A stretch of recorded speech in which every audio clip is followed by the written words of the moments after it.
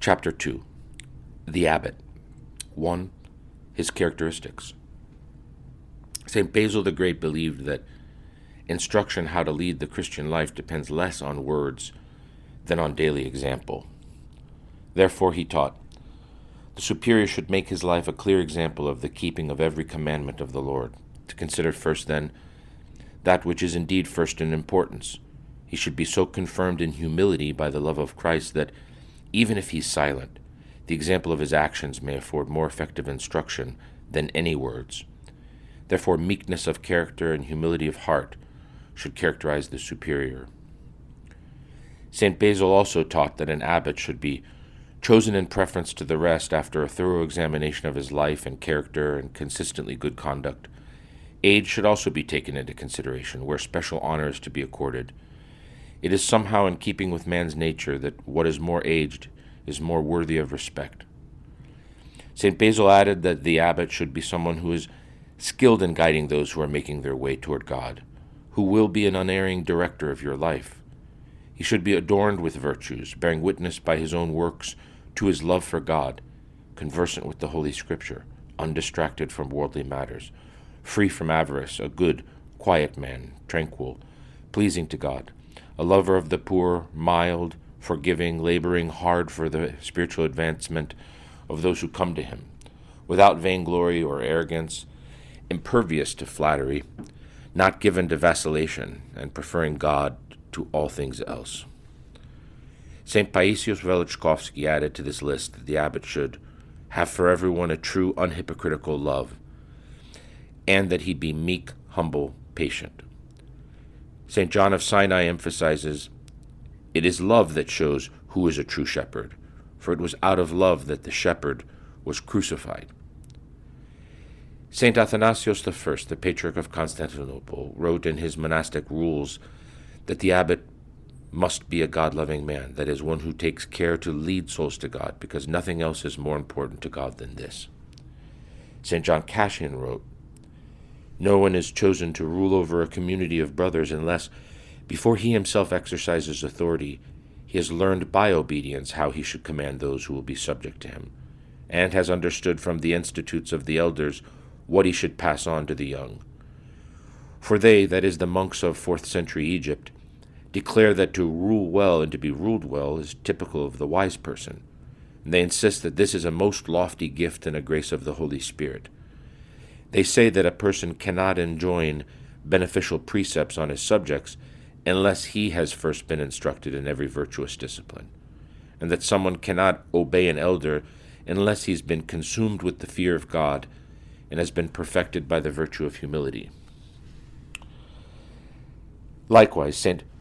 Fructoxus of Braga wrote in his general rule for monasteries, first of all, an abbot must be sought who is seasoned by the practices of a holy life, not one who is newly professed, but who for a long period of time has been proved by laboring hard in a monastery under an abbot, in the company of many.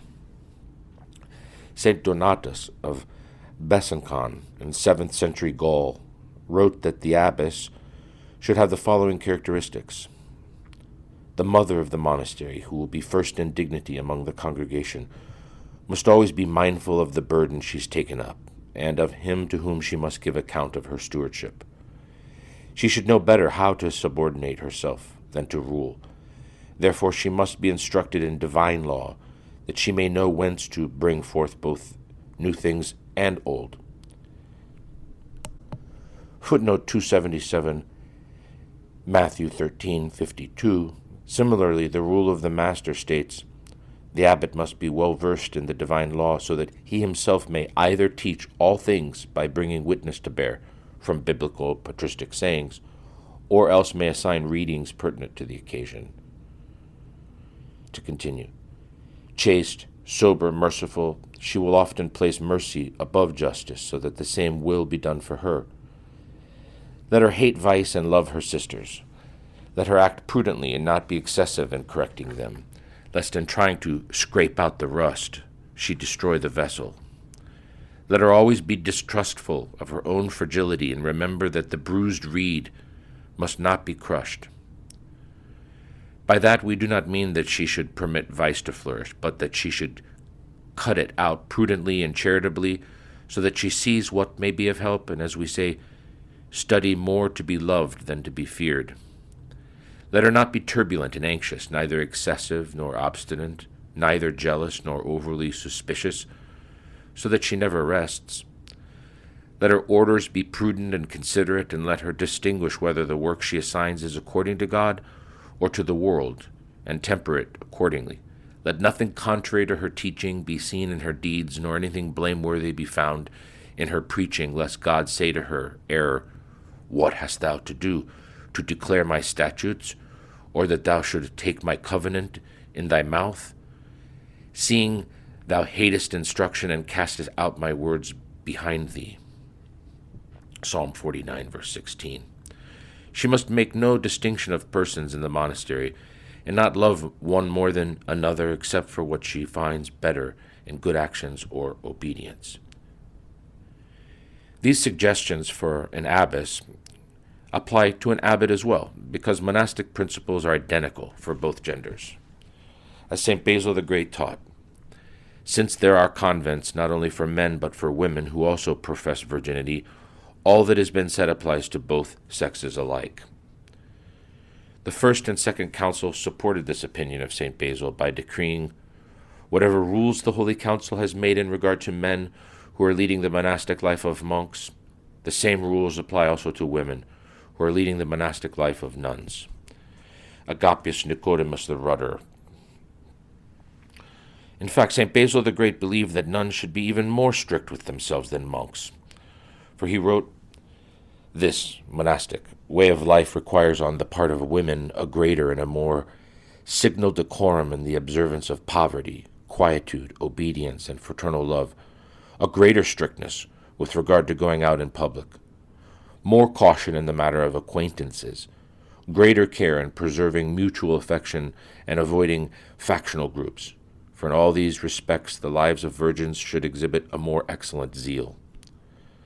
Commenting on this difference, Archbishop Christodoulos of Athens wrote, this Holy Father, knowing the psychology of women, their sensitivity, and their rich world of feelings, encourages them to have greater strictness and more perfect caution, so that souls are not lost.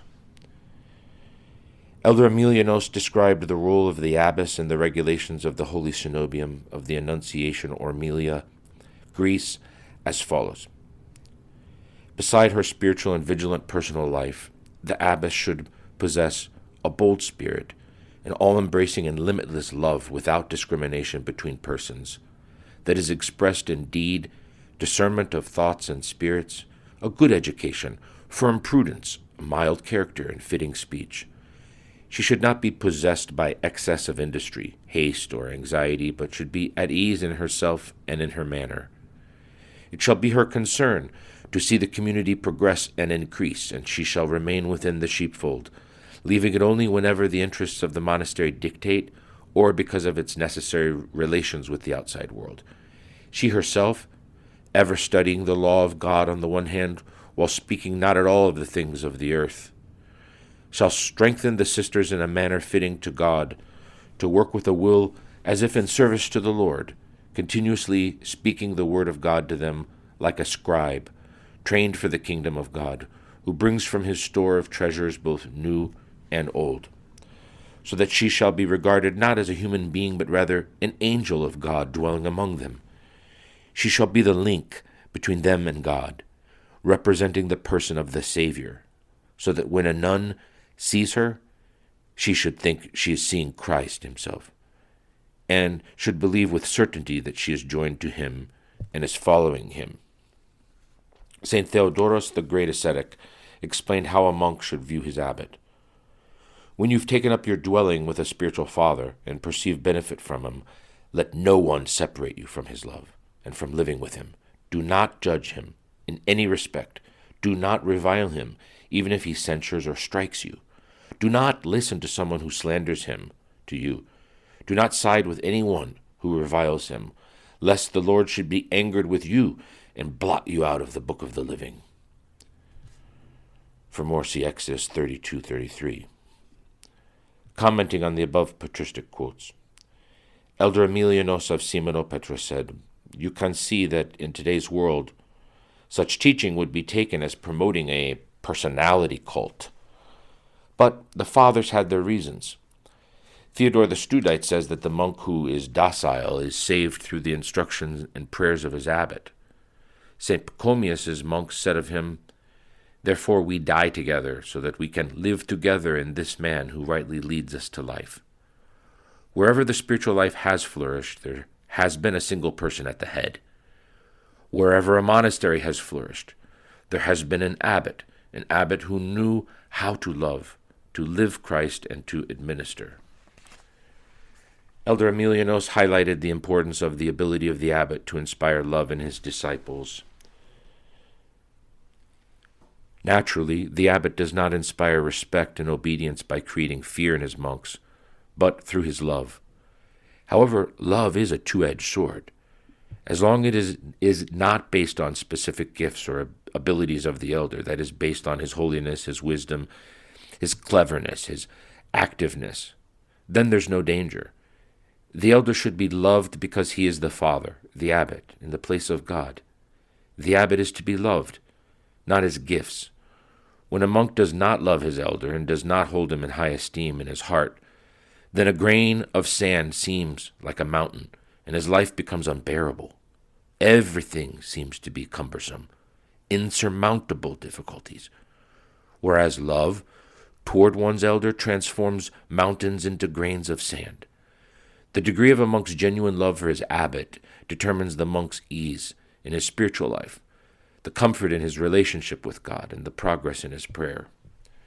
Certainly the phrase, "the abbot should be loved," in the rule of the Blessed Augustine, is not an exhortation towards the monks to love him, but advice to the abbot that he should be lovable. For it is not easy to love a man if the person does not inspire love man. His life and behavior must be such that he is naturally loved. The monks should not have to make efforts to love him, to understand him, to devote themselves to him. If, God forbid, the abbot is unable to be worthy of being loved, will the monks not love him? Of course they will love him, for they are obliged to do so in the name of God. But they will have a terrible struggle to love an unlovable person, and life in the monastery will be a quagmire, an uphill battle. This happens as the years pass, when the new elder is not the select one of the brotherhood or of God, but is the one elected out of necessity. When a suitable person does not exist, to avoid dissolving the monastery, someone has to be elected, or someone is brought in from outside the monastery. But you understand how difficult and tiresome life is then in such a monastery. This is why St. Augustine says that monks should simultaneously fear and love the abbot, and the abbot should be loved. Then life in the monastery is intertwined with the joy of Christ, and Christ truly rests within such a monastery. End of the long quote of Elder Emilianos. To continue. St. Sophronia of Essex taught that a beginner needs a starets, a geronda, elder, for two reasons. One, to cut off in his disciple or novice every manifestation of personal, sinful, carnal will, and to guide his will in conformity with the will of God. 2, to nourish his disciple by his instructions, so that he is brought up from inferior stages toward greater spiritual heights, to give him the tasks which correspond to his spiritual development and his strength. St. Sophronia added that the second point can be partially replaced by reading the ascetical works of the Holy Fathers of the Church. However, this cannot completely replace an ideal and perfect starets. Though such an elder would always, in any epoch, be difficult to find, and apart from this, present day, this was in 1932, novices, self-willed, self-confident, clever, impatient, arrogant, omniscient, are incapable of living under the authority of a true elder. St. Paisios of the Holy Mountain advised beginners how to choose an elder. You should, as much as you can, seek after A, an elder who is a spiritual man with virtues, more a practitioner than solely a teacher. It is good if he has become a captain after starting out as a deck boy, so that he does not apply to others a monastic life he has only learned from books. He should have great love and discernment by nature, so he can feel sympathy for his children. It is very helpful if the disciple is at least 18 to 20 years younger than the elder, as this creates in the disciple a natural feeling of respect. B. The elder should live a simple life without cares and unnecessary worldly concerns. C. The elder should be a friend of stillness, of Hezekiah, and of prayer, in order that he unite you also to God through prayer, so you can find the true joy of divine consolation. 2.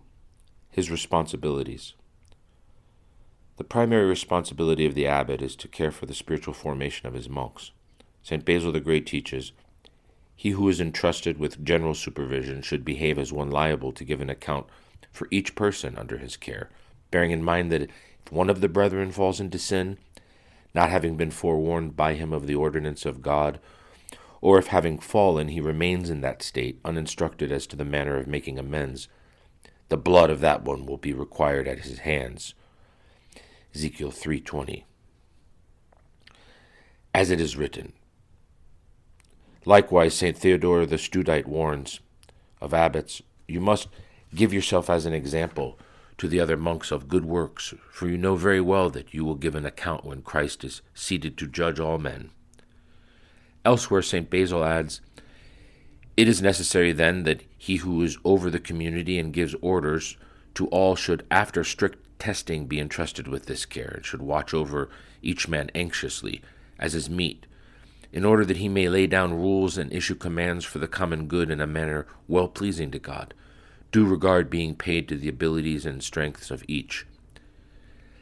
Let him establish good order among the brethren, making an allotment of tasks, according to the fitness of each member. The abbot regulates the life of each monk as he sees fit. Namely, he assigns them their personal prayer rule, their canona, chooses which books they may or may not read, gives them their tasks, decides if and when they'll visit a doctor, regulates their sleeping and eating schedule, permits or forbids them to do anything, assigns or cancels penances, and permits or prohibits them to receive Holy Communion. Despite the authoritative position of the abbot, he must bear in mind that his goal is not to make the monastery run smoothly by keeping the other monks in line as slaves, but to help them mature spiritually. As St. Paul wrote, Ephesians 4:13-14, "For the perfecting of the saints, till we come unto perfect men, unto the measure of the fullness of the stature of Christ, that we be no more children." St. Theodore the Studite said, "What is more pleasing for a father than to see his own children growing in virtue and progressing in spiritual maturity?" A footnote 303. To emphasize the importance of maturing spiritually, Yeranda Ephraim loved to quote the saying of St. Isaac the Syrian, who said, "God does not want to put into his kingdom oxen," that is, people who are stupid in spiritual matters. Since being a dictator seems to be more effective and is much less painful than being a father, it will be a subtle challenge for the abbot to choose to be the father of his disciples and to suffer and travail until Christ is formed in them, Galatians 4:19, instead of abusing his power. Thus, the order created by the abbot is not dictatorial, but is in a spirit of fatherly love. Elder Emilianos captures the challenge of this fatherly approach in his description of his vision of the formation of the individual in a monastery as follows, from the Authentic Seal. The renaissance of monasticism would also be served by an attempt to adapt the monastic life to some extent, in accordance with changes in the psychological mindset of modern man and the needs of the educated. The daily program should not be a steamroller, expunging people's characters and quashing their personalities. The monk should not be a spineless creature without opinions. Labor and the system of study should help the monks in accordance with the potential of each one, and they should have sufficient time for Hezekiah and study. Education should be encouraged, while obedience should be tempered with discretion, freedom, and a great deal of love. Stressing the importance of being a loving father to the monks, St. Christodoulos of Patmos wrote to the superior, "Love your brotherhood, all those who are under your rule. Strive for them as for your own children. Cherish them as your very bowels. Give to each the direction suited and appropriate to him. To the strong, the wretched, the sagacious, the ignorant, to the young, to the old." Or, as Fyodor Dostoevsky put it succinctly, to love someone means to see him as God intended him. St. Benedict taught that the abbot forms the monks through instruction. Quote again from the Rule of St. Benedict, chapter 2. "Let the abbot always bear in mind that he must give an account in the dread judgment of God of both his own teaching and of the obedience of his disciples. And let the abbot know that whatever lack of profit the master of the house shall find in the sheep will be laid to the blame of the shepherd. On the other hand, he will be blameless if he gave all a shepherd's care to his restless and unruly flock, and took all pains to correct their corrupt manners. The abbot ought always to remember what he is and what he is called, and to know that to whom much hath been entrusted, from him much will be required." Luke 12, verse 48. "And let him understand what a difficult and arduous task he assumeth in governing souls, and accommodating himself to a variety of characters." End quote. Likewise, St. Theodore the Studite said, "Since there are many and diverse characters, the method of instructing should also be implemented accordingly. For in the way that one person is healed, a different person might be harmed. In the manner one is benefited, another is destroyed. And with the words that someone is edified, it happens that another is damaged." That is why St. Walbert in 7th century Gaul wrote in his monastic rule for nuns, "The abbess must take care on both sides, lest on the one hand she nourish vice in the hearts of her subjects by excessive kindness, or by excessive austerity of discipline. She cause those whom soft words might heal to be torn away by rigid correction. She must learn the habits of each of them, so that she will know how to repress the vice in each." And as St. John of Sinai wrote, "Sometimes what serves as a medicine for one person is poison for another. Sometimes something given to one and the same person at a suitable time serves as a medicine, but the wrong time it is a poison. I have seen an unskilled physician who, by subjecting to dishonor a sick man who was contrite in spirit, only drove him to despair. And I have seen a skilled physician who operated on an arrogant heart with the knife of dishonor and drained it of all its evil-smelling pus." The Ladder of Divine Ascent, page 166, to continue.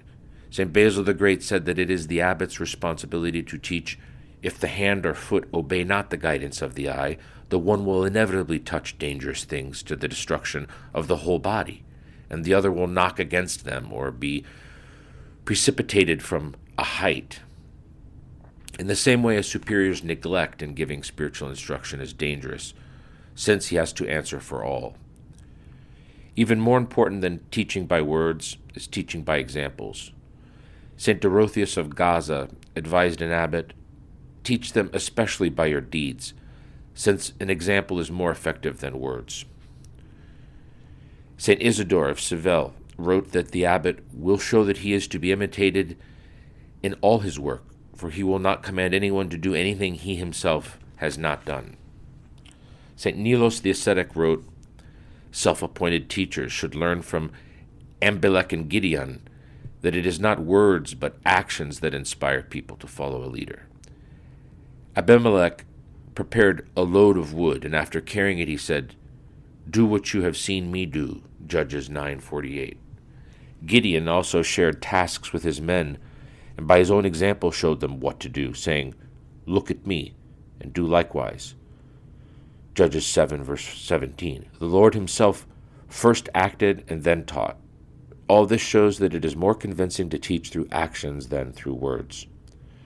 According to St. Basil the Great, the abbot should humbly render personal service to the monks of his community, since this teaches by example and displays fatherly love. The brethren should accept to be served in bodily matters as well as in spiritual matters by those who seem to hold the highest positions in the brotherhood. For the principle of humility imposes the duty of service upon the superior, and shows to the lesser that to be served is not unfitting. Thus, menial tasks should be done not just by novices and the young fathers, but also by the senior fathers, and even the abbot. Christ plainly said, "If I then, your Lord and Master, have washed your feet, you also ought to wash one another's feet. For I have given you an example that you should do as I have done to you." John 13, verse 14 and following. Countless saints of the church did lowly tasks despite their lofty positions. For example, when the monks of Saint Feodosi of the Kiev caves informed him that no one had carried water from the well or cut wood for cooking, he immediately went and did these menial tasks himself, despite being their superior. And when Saint Nectarius of Egina was a bishop and the head of Rosario's Theological Academy, he cleaned the toilets for 3 months when their janitor was ill. Interesting footnote 320, similarly, Dr. Kenneth Jernigan, the president of the National Federation of the Blind, with 50,000 members, cleaned toilets. His secretary reminisced, quote, "At the end of a very long weekend, he told a departing state affiliate that he was going to go and clean the bedroom and bathroom he had used while staying at the center. One person said in an astonished tone, 'He's the leader of the Federation and he still cleans toilets.' Dr. Jernigan replied that it would be an irresponsible waste of the Federation's resources if he spent very much time cleaning toilets, but that if he was unwilling to spend some time cleaning, he didn't deserve to lead." Likewise, we could say that if an abbot is unwilling to spend some time doing menial tasks, he's not worthy to be the abbot. To continue, the importance of teaching disciples collectively on a regular basis has been stressed by several monastic saints. St. Pachomius ordained, every week 2 teachings are given by the superior. St. Chanute the Great decreed, "The superiors of these abodes shall give catechesis in the gathering 3 times per week." Likewise, St. Isidore of Seville wrote, 3 times a week after the singing of terce, the brothers should gather together in a body to hear the abbot in conference, once the signal's been given. Let them hear the senior teaching and instructing all in the teachings of salvation. They should hear the abbot with the greatest eagerness and silence, showing the intention of their minds with sighing and groaning. The conference itself will be for the correcting of faults, for the formation of character, or for other reasons to benefit the monastery. St. Theodore the Studite advised the abbot, "You should always be on your guard to teach catechism 3 times a week in the evening, either by your own agency or through another of your children, since this is the salutary tradition of the Holy Fathers." It is written in the life of St. Paisi Velichkovsky, "When the life of the brethren began to fall into decline, the brethren were to admit to themselves that one of the principal causes of this decline was the cessation of the starets' daily discussions of patristic texts." Elder Emilianos emphasized the importance of teaching disciples as follows. "The deepest and most essential means by which an elder forms a disciple and makes him of like form is through words. Through words he gives birth to him, he renews him, he saves him, he fills him with the Holy Spirit, he imparts Christ to him. It is the one thing that God expects of him. The elder may have thousands of gifts. The gift of prophecy, of working miracles, of love, of discerning spirits, of governing, and so forth. All these can't accomplish anything, and perhaps are even harmful, but they become useful when there are words, the seed of words, by which the elder gives birth to his son. These words are the transmission of the Logos, the Word of God, through his teaching, through his corrections, through his advice, through his reproofs, through his jokes, and through any means by which it is expressed. 3. making corrections. An essential part of the abbot's role as the teacher and father of his monks is to correct them. St. Basil the Great explained how an abbot should make corrections. Quote, harshness is ever to be put aside, even in censuring. The more you show modesty and humility yourself, the more likely are you to be acceptable to the patient who needs your treatment. The superior must be compassionate, showing long-suffering to those who through inexperience fall short in their duty, not passing sins over in silence, but meekly bearing with the restive, applying remedies to them with all kindness and delicate adjustment. He must be able to find out the proper method of cure for each fault, not rebuking harshly, but admonishing and correcting with meekness. End of quote from the ascetical works of St. Basil. Abbot Dorotheus gave similar advice to the superior. From Dorotheus's practical teaching on the Christian life, quote, when mistakes do occur by others, do not be greatly indignant, but calmly show the damage the mistake caused. If you are forced to reprove someone, try to find the right time for it. Do not be strict about small mistakes and inflexible, and do not censure continuously. This is annoying, and endless reproofs lead to insensibility and contempt. Do not give orders imperatively, but in humility, taking counsel with the brother. Speaking like this is more effective and more persuasive and keeps your neighbor calm. End of quote. To continue, this insight of Abbot Dorotheus that continual censuring will ruin a relationship has been verified by contemporary longitudinal studies in the context of married couples. These studies concluded the difference between happy and unhappy couples is the balance between positive and negative interactions during conflict. There's a very specific ratio that makes love last. The so-called magic ratio is 5-1. This means that for every negative interaction during conflict, a stable and happy marriage has 5 or more positive interactions. It would be helpful to ascertain if this same ratio is required also in a monastic setting for stable relationships. Perhaps this ratio depends somewhat on one's spiritual and psychological health, for it is evident from the lives of the saints that through deep humility and self-reproach, many holy disciples managed to metabolize, so to speak, in a spiritually and psychologically healthy manner, a tremendous number of negative interactions to their own benefit. An abbot must take care to find a balance between gentleness and severity. St. Benedict wrote, in his teaching, the abbot should always observe that principle of the apostle in which he saith, reprove, entreat, rebuke, 2 Timothy 4:2. That is, alternating gentleness with severity. As the occasion may call for, let him show the severity of the master and the loving affection of a father. Likewise, St. Gregory the Dialogist wrote, gentleness must therefore be mingled with severity. A kind of mixture in due proportion must be made from both, so that subjects may not be made worse by great harshness, or made to come undone by excessive kindness. With this same understanding, Elder Ephraim told me that it is unwise to correct someone 2 consecutive times, but instead we should alternate corrections with pleasant words. St. Paisius of the Holy Mountain warned against correcting a young monk too harshly. A young monk who is bumptious and egotistical should not be humbled too suddenly by his elder, because then he will push out offshoots like a young tree which is full of sap when it has been pruned too hard. A small tree is gently tied with grass, not with wire, otherwise its bark will be injured and become stunted. Restrictions on a beginner should be gentle, too, and applied with kindness so that he is not stunted spiritually. Athonite Fathers and Athonite Matters. Nevertheless, St. John Chrysostom warned of the danger of being too gentle when correcting serious faults. To always address one's disciple with mildness, even when they need severity, is not the part of a teacher, but would be more the part of a corrupter, an enemy. Likewise, St. Basil the Great taught, there is an undeniable need to avenge those who are negligent of the divine commandments, lest we who are silent obtain the wrath of God along with them.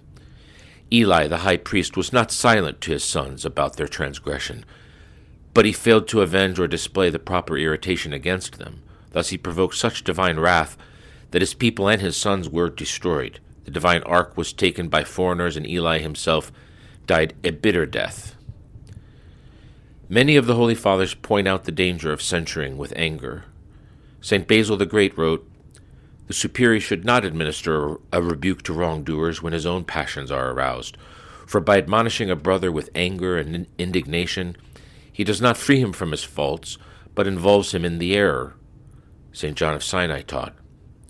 A fox found in the company of hens is an unseemly sight, but nothing is more unseemly than an enraged shepherd.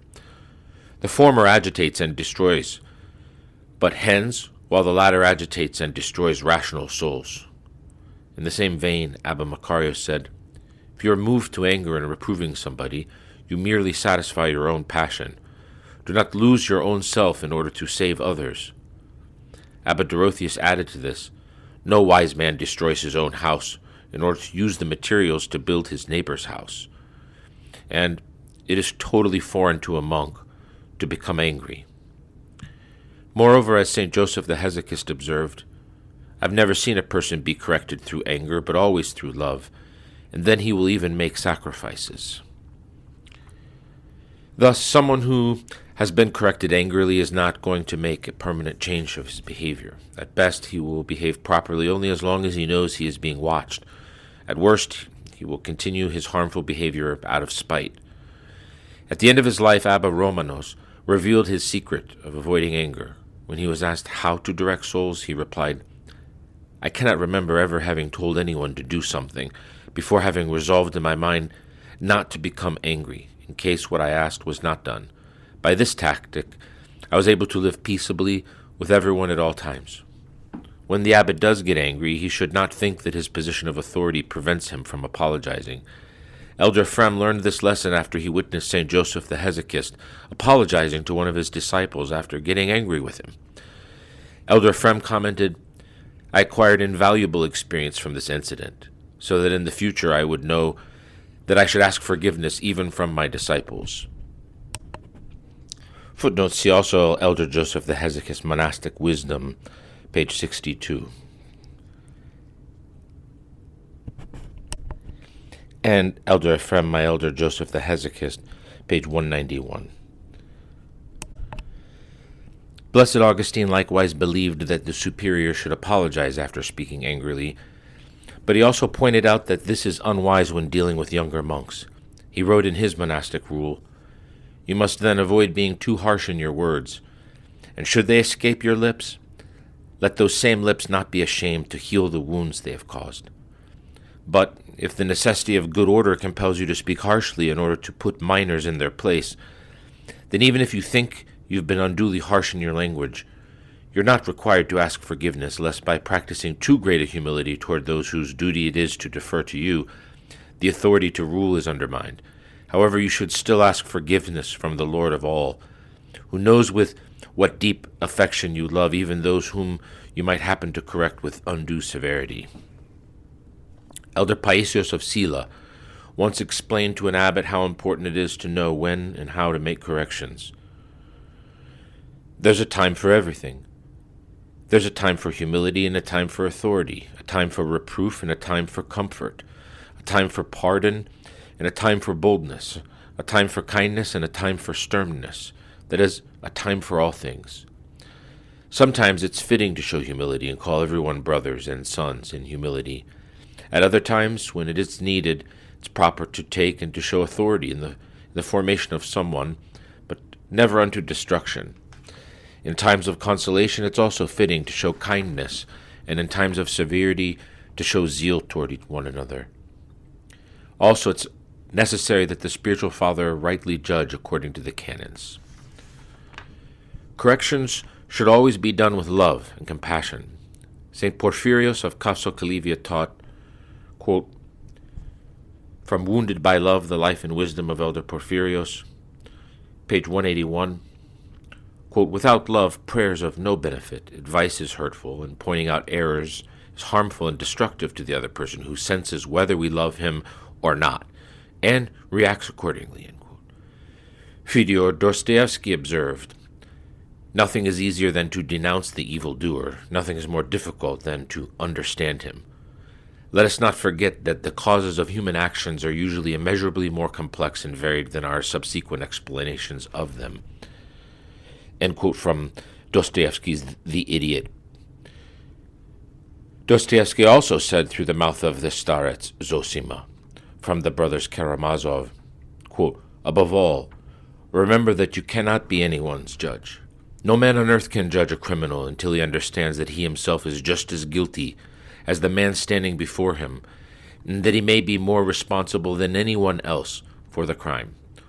Only when he has understood this can he become a judge. Absurd though it may sound, this is the truth. There will be moments when you will feel perplexed, especially in the presence of human sin. You will ask yourself, must I combat it by force or try to overcome it by humble love?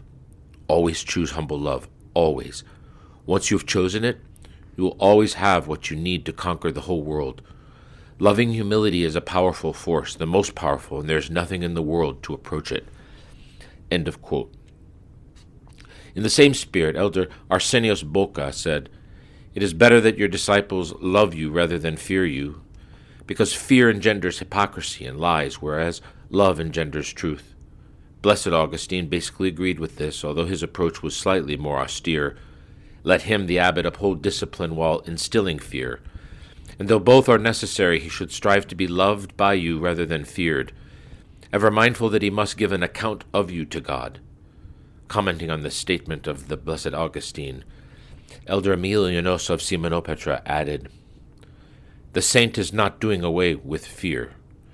If a person is loved without inspiring fear, this means that he is not honorable, and that his love is not God's kind of love, but is human. A spiritual father's love is in the form of God's love. It is a love befitting God, if it is coupled with fear toward him.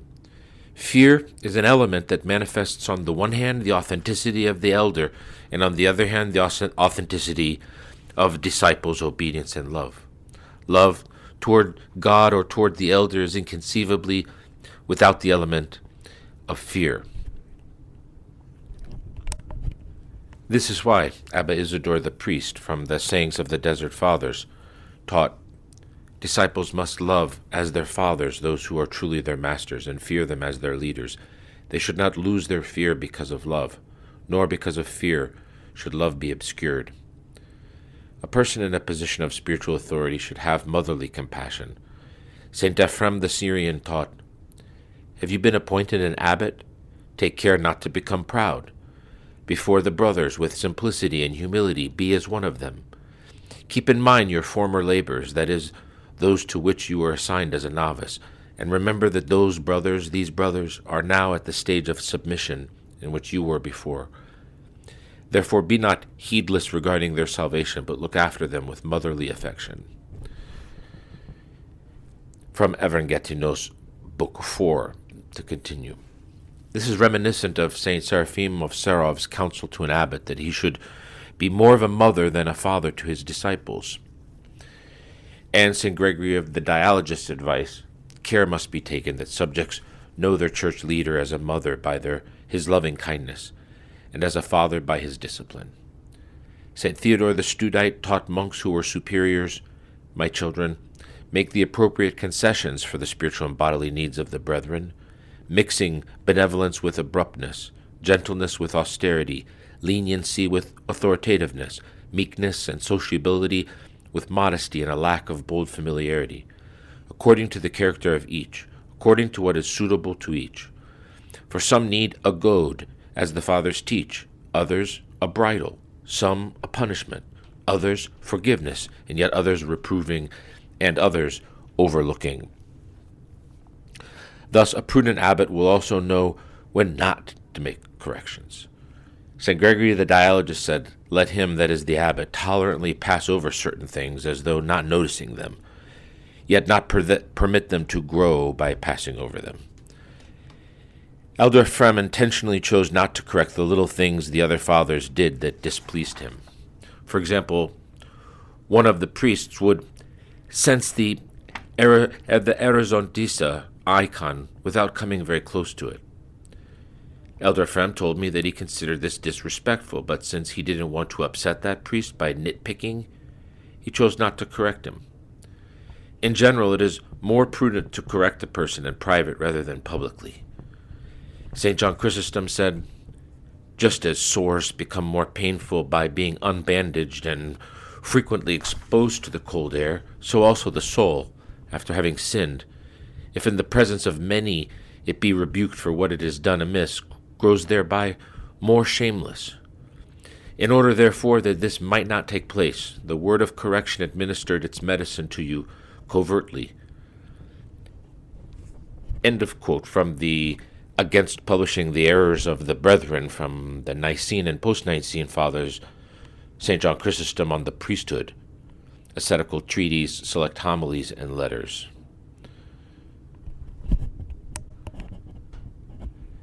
St. Isaac the Syrian likewise observed, from the Ascetical Homilies of Isaac the Syrian, a man who corrects his brother in his private chamber cures his evil, but a man who makes accusation against another in a public gathering worsens his wounds.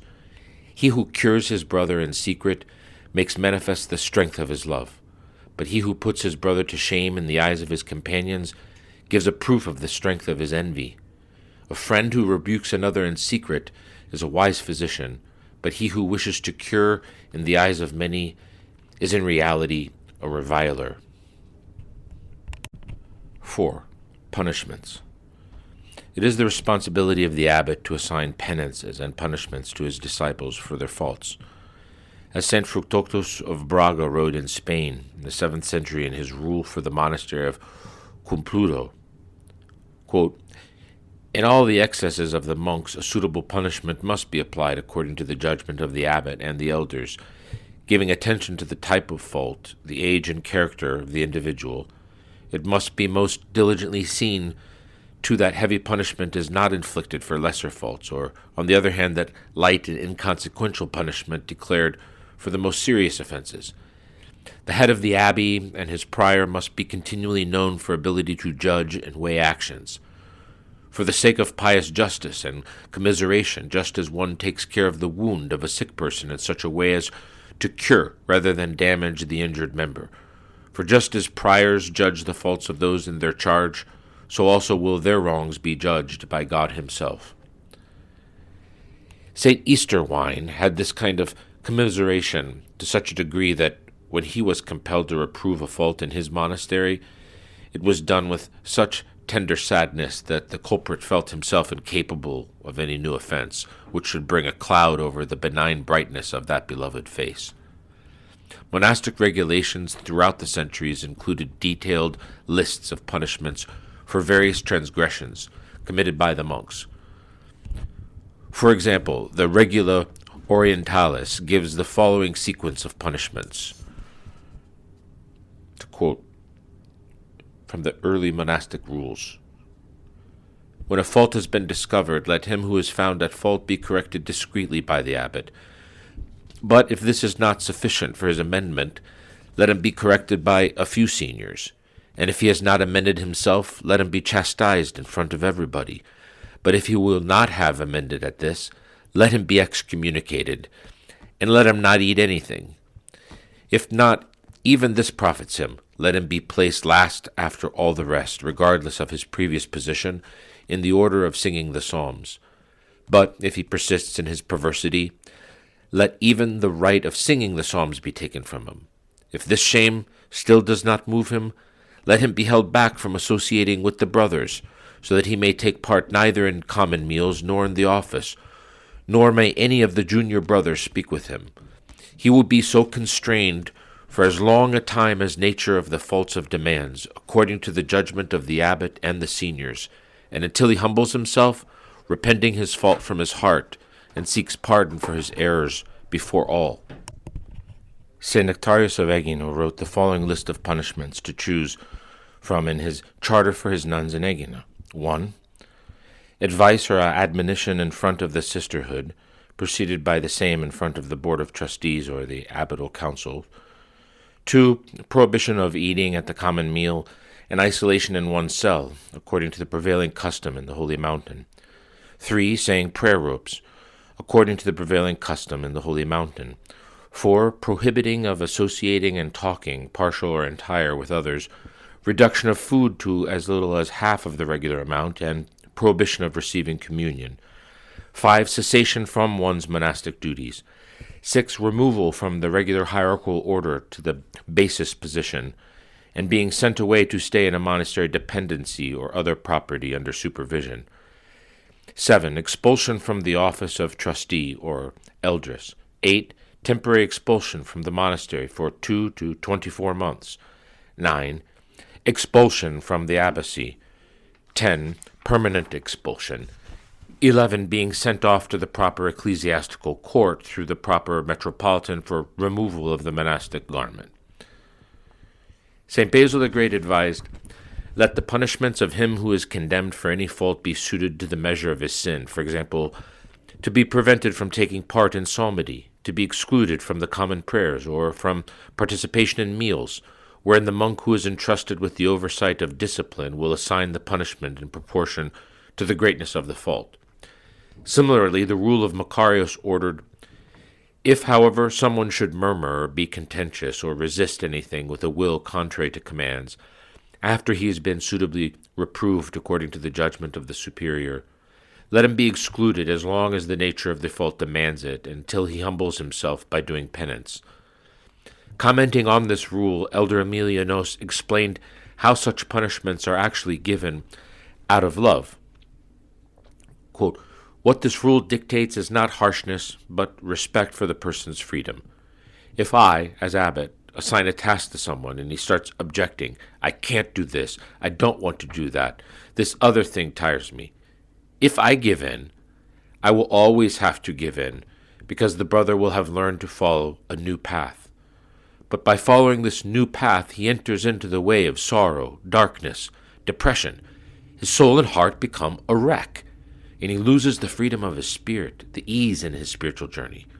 In order to avoid making him miserable and to secure his freedom, we treat him like this so that he will either live the way of truth or get up and leave. If he leaves, he'll realize his mistake and feel the bitterness of his disobedience, as Eve did." Some punishments and monastic rules were extremely harsh. For example, St. Pachomius said that monks who habitually deceive their brothers should be beaten with twigs and then be given only bread and water until they correct their behavior. Following the example of St. Theodore the Studite, St. Athanasius of Athos admitted that he had a prison in which, after many warnings and admonitions, the disobedient and refractory brothers are confined, put on a diet of dry food, and disciplined in virtue. St. Isidore of Seville believed that the following faults merited abstention from communion for 3 days. Quote, "That person is guilty of a lesser fault who loves to be idle, comes rather late for the office, a conference or a meal, laughs in choir or wastes time in stories, who leaves the office or work without necessity and goes outside, loves sluggishness and sleep, swears rather often, is given to much speaking, begins to do some work of service enjoined on him without obtaining a blessing, or, on completing a task, does not ask for a blessing, who negligently or tardily fulfills a task enjoined, or accidentally breaks some vessel or damages some small object, uses a book negligently, goes off somewhere on his own for a moment, secretly receives a letter or any kind of gift from someone, or on receiving a letter hides it and answers it without the abbot's consent, who sees or speaks with any relatives or with seculars without the order of a senior, is disobedient to a senior or answers him disrespectfully, and does not restrain his tongue with regard to a senior, who's lewd in speech, tends to unseemly gloating, jokes, laughs a lot, who speaks, prays, or eats with an excommunicated person, or does not reveal a nocturnal illusion to his father. These and like faults are to be amended by 3 days' excommunication." End of quote. Several monastic rules advocate corporal punishment, but the approach used by Manuel, Bishop of Sturmica, in his rules of the Eleusia monastery in 11th century Byzantium seems more appropriate for contemporary times.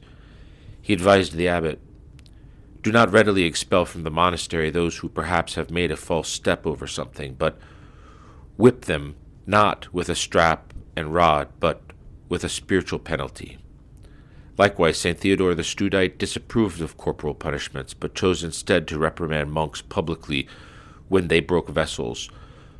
The rule of the master explained why corporal punishments are to be avoided. It is right that one who sins should repent in his heart and not be physically whipped for it, because we live under the soul's rule and not in the body's service.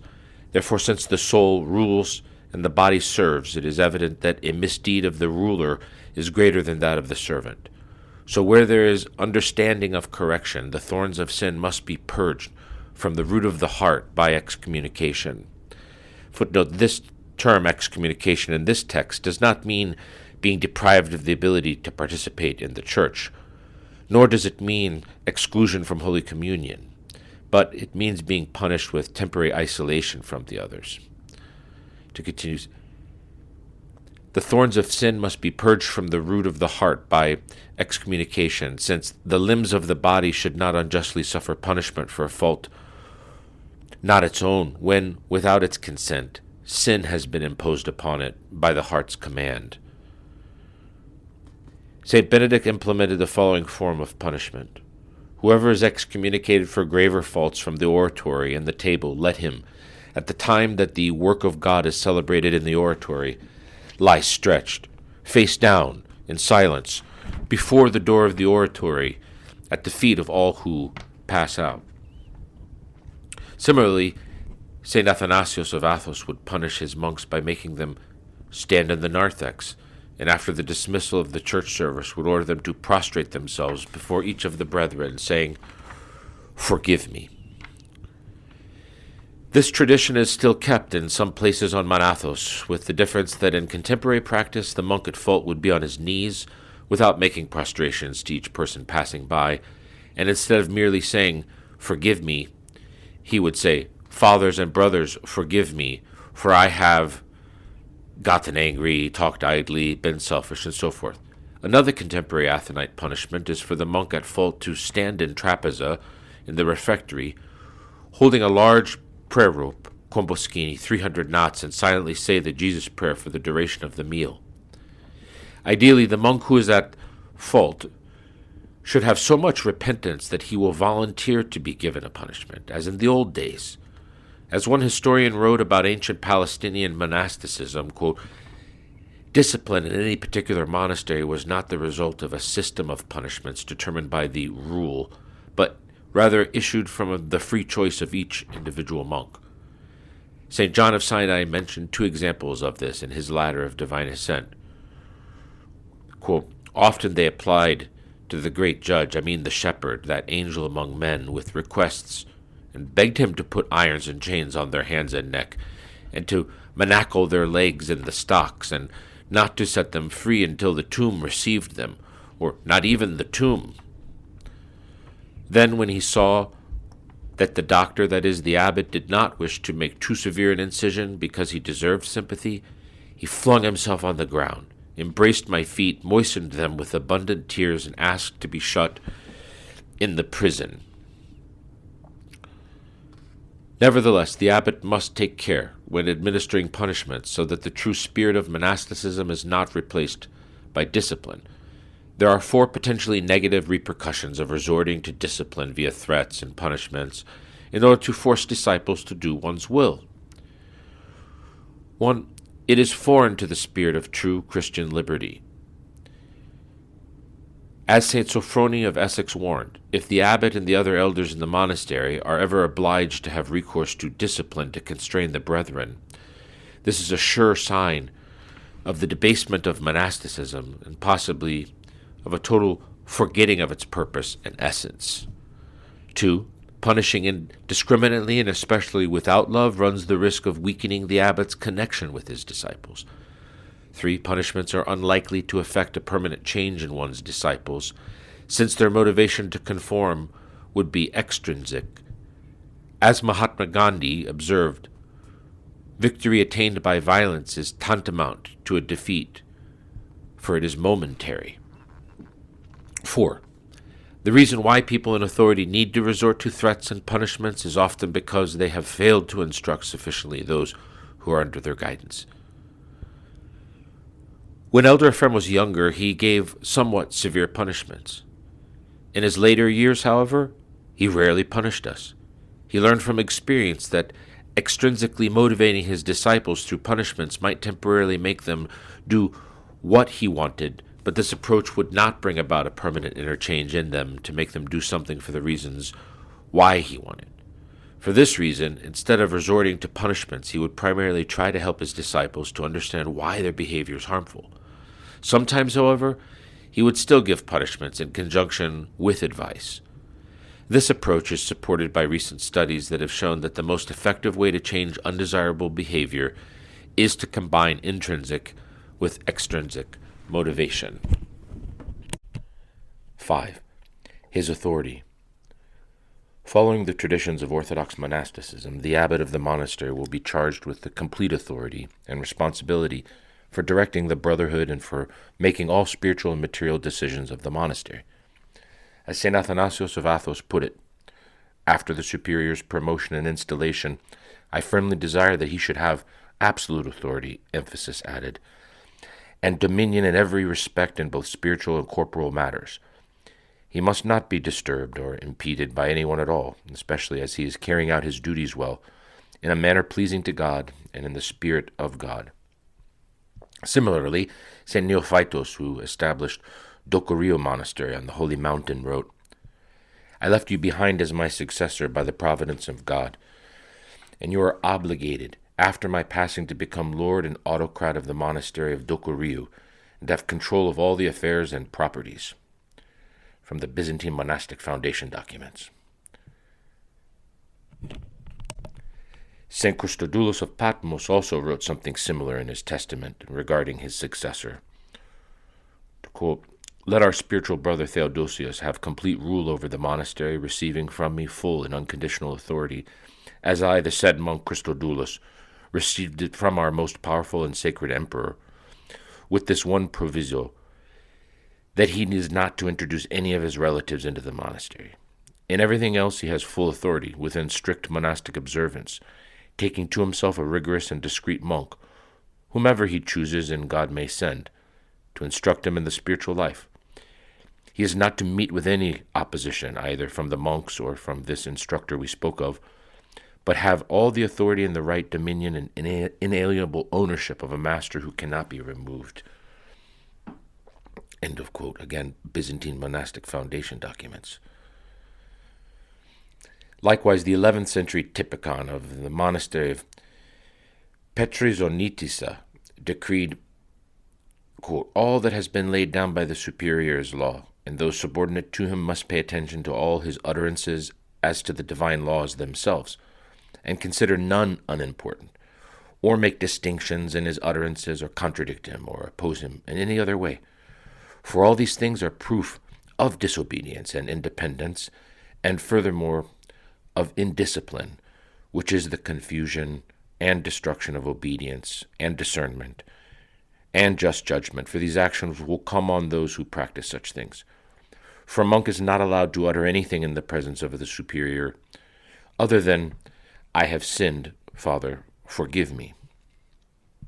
To continue, St. Basil the Great believed that democratic rule would ruin monastic tradition. To quote from St. Basil's ascetical works, the brethren will not adopt a popular system of government, as it were, to the abrogation of the rule and traditional discipline.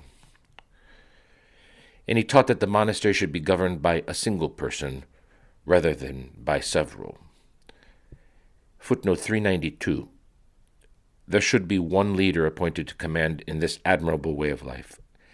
St. Basil writes in question 35 of the Long Rules that collective rule in a monastery would only work if each one of those superiors is of a lofty spiritual caliber.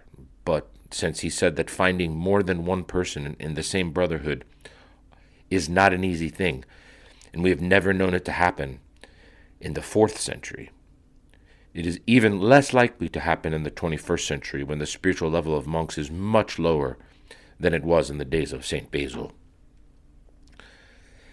To continue again, St. Benedict also wanted the abbot to have complete authority over the monastery. He disapproved of the abbot sharing the authority with someone else who is second in command, that is, a prior, because this situation could lead to envy, discord, slander, quarrels, jealousies, and disorders.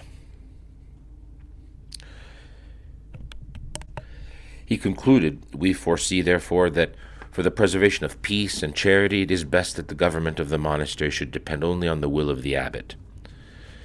In the event, however, that a monastery does have a prior, St. Benedict ordered, let the prior reverently do what his abbot hath enjoined on him, doing nothing against the will or the direction of the abbot."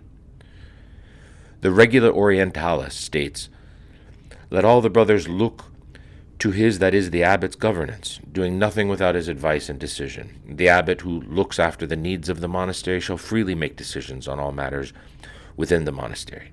Similarly, St. Walbert, in his rule for nuns, commanded that the prioress should be in complete obedience to the Arrondissa, to the abbess.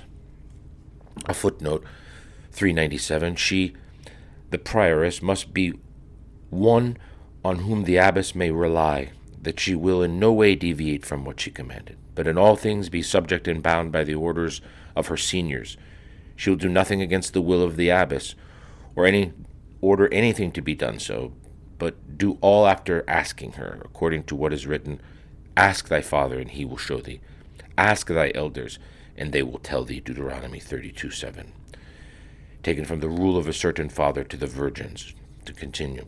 Yet, despite the abbot's absolute authority, he should discuss serious issues with the senior fathers before making his decisions, as is evident from the monastic rules of St. Basil the Great, St. Pachomius, St. Benedict, St. Theodore the Studite, St. Paisius Velichkovsky, the rule of the Master, and following the charter of the Holy Mountain, which calls for an abbatial council to help govern the monastery.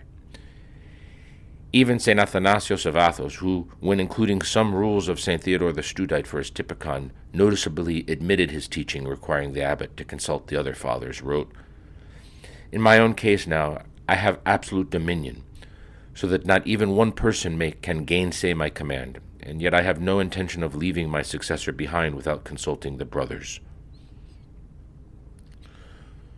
This approach of consultative rule not only safeguards the abbot from making human mistakes, but it also increases the satisfaction of the fathers whose opinions are respected and taken into consideration. St. Anthony of Sia grasped this concept, which is why he exhorted the abbot who would be his successor to judge concerning monastery matters with all the brethren at Trapeza, and to do nothing without taking counsel with them. The degree to which the abbot will seek the counsel of the other monks should be directly proportional to their wisdom and expertise in a particular issue.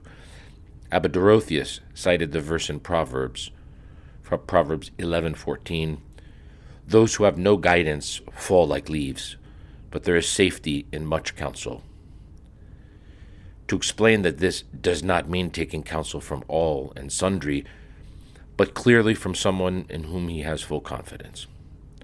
Nevertheless, it is evident from the aforementioned patristic references in the preceding paragraphs that even though the abbot should seek the advice of the senior fathers, the authority to make most decisions still belongs to him alone. Thus, it is his opinion that will resolve disagreements. As Elder Emilianos expressed in the regulations of the Holy Synobium of the Annunciation, or Emilia, quote, "The blessing of the elder or the abbess shall be the force which maintains the monastery, overriding individual will, rightly dispensing the word and judgment of God, and ensuring unity." From the Authentic Seal. Father Theoklitos of Dionysiou believed that the reason why the Charter of the Holy Mountain gave the authority for making decisions to the abbatial council instead of to the abbot was because of the decline in monasticism during this second decade of the 20th century. In other words, he continued, the Athonite authors took into consideration their present reality and decreed rules for the operation of the Athonite society with worldly criteria, which are necessary for every epoch that distances itself from genuine monastic life. Footnote 409. Hieromonk Joseph of Philotheu, however, believed that the real reason why the Charter of the Holy Mountain gave that authority to the abbatial council was not because of a decline in monasticism, but because centuries of monastic experience on the Holy Mountain had led the fathers to this concession as a practical way of preserving order He said that a superior who founds a community can easily and should exercise absolute authority over the disciples who come to join him. But when a superior is chosen from an existing brotherhood to govern the rest of the fathers, and especially when a person outside the brotherhood is chosen to do so, it is only natural that they will not be willing to entrust him with absolute authority.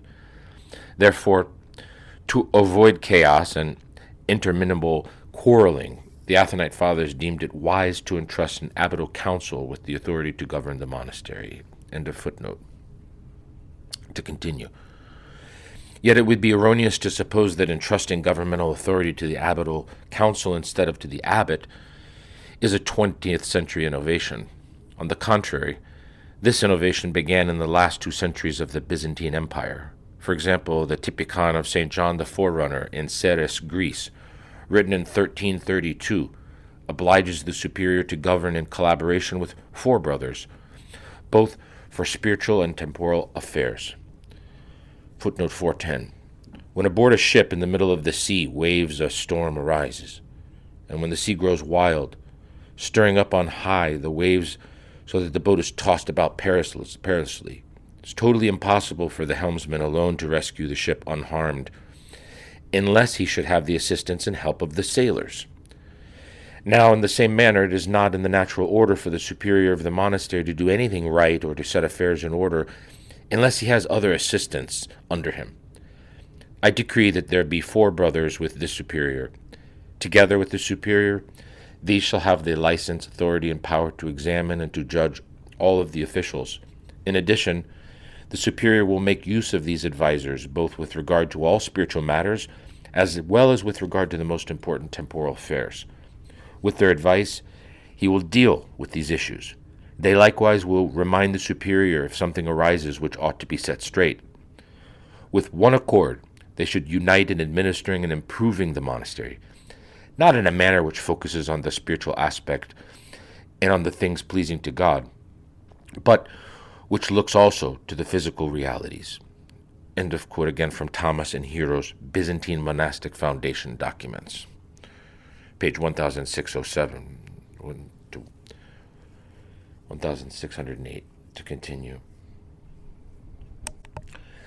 The Typicon of Emperor Manuel II, Peliagos, Logos, for the monasteries of Manathos in 1406 formalized the governing role of the preeminent monks into an administrative council of 15, or of the leading monks and the superior. They were to meet every day or 2 to revive and review the performance of the various officials of the monastery, and they were to resolve disputed issues by majority vote. However, the compilers of Byzantine monastic foundation documents made the following comments on this, quote, "Collaborative rule has been popular from time to time in Byzantium, but the notion of collaborative government was never carried to such an extreme, that is, decision-making by majority vote. In the rest of our documents, which include all Byzantine monastic typica from the 7th to the 15th century, as it is here, that is in the example in the Typicon of Emperor Manuel II. Christ clearly indicated how a Christian leader is to exercise authority. Quote, "You know that they which are thought to rule over the Gentiles exercise lordship over them, and their great ones exercise authority upon them. But it shall not be so among you. But whosoever will be great among you shall be your servant, and whosoever of you will be the chiefest shall be slave of all. For even the Son of Man came not to be served, but to serve, and to give his life as a ransom for many." Mark 10:42-45. St. Basil the Great uses the words of St. Paul, found in 1 Corinthians 4:1. "Let a man so account of us, as of ministers of Christ and stewards of the mysteries of God," to show that the abbot will not exercise his knowledge as his private possession in a spirit of authority, but will fulfill it with fear and trembling toward God as an act of service to God and of care for souls bought by the blood of Christ. This is why Constantinos Moraretes concludes, "In terms of the internal organization of the monastery, the abbot is not the bearer of his own authority. That is, he does not operate ipso jure, but he has representative authority." Thus it is not the abbot who is the head of a monastery, but Christ. As St. Basil taught, all we who are united in the one hope of our calling are one body with Christ as our head. In the same spirit, St. Pachomius said, just as a dead man does not say to other dead men, I am your head, likewise I never considered myself the head of the brethren, but only God is. Footnote 419. In fact, St. Pachomius did not only view himself as the head of the brethren, but he even behaved as their servant, to such an extreme that some of them treated him with contempt. St. Basil the Great also taught that the brethren are equals with the abbot, and that the abbot should imitate the humility of Christ. Quote, superiors, therefore, should be the first to make themselves an exact model of him, by observing the standard of humility handed down by our Lord Jesus Christ. If the Lord was not ashamed to minister to his own servants, what must we do to our equals, that we may deem to have attained the imitation of him? St. Theodore the Studite furthered this concept and wrote in his Rules for the Superior, it is necessary for you rather to dedicate yourself spiritually as a slave to your brothers of the same spirit, even though when appearing in public you are reckoned their Lord and teacher. It was because St. Theodore viewed himself as a slave to his brothers of the same spirit that he humbly sought their prayers. Footnote 422, as for me, as you see, I am poor and destitute of virtues, possessing nothing worthy of emulation to inspire you to do good. I talk about improving, and I yearn to be corrected. May this happen through the prayers of my Father and of your Father, and also by your own supplications, for I believe that they work toward my salvation. I am supported by your prayers. Elder Ephraim also frequently asked us to pray for him. To continue. He humbly sought their prayers and would typically begin his catechesis with the phrase, my fathers, brethren, and children. The Desert Fathers warn the abbot not to desire authority over the brethren. From Evangelinos, Book 4, page 448. If with fear of God and humility one commands a brother to complete some task, then his words, coming from God, make the brother eagerly obey and fulfill the command. If, however, someone motivated not by the fear of God, but desires to command authority over a brother, then God, who knows the secret dispositions of the heart, will not inspire him to obey or do it. For everything done for God's sake is evident, as is everything done autocratically. Autocratic commands are full of anger and disturbance, which show that they are from the evil one. A further problem with autocratic commands is on a practical level. The larger a hierarchical organization, whether it be a holy monastery, a company, or a military unit, the less possible it becomes for the authority to be in touch with the details of a situation or a task. As Captain David Marquette explains, quote, those at the top have all the authority and none of the information about the details. Those at the bottom have all the information and none of the authority. Not until those without information relinquish their control can an organization run better, run smoother and faster, and reach its maximum potential. The heterodox quote taken from Simon Sinek, leaders eat last. Penguin. To continue. In other words, the more an authority tries to micromanage his subordinates, the more likely it is that mistakes will happen.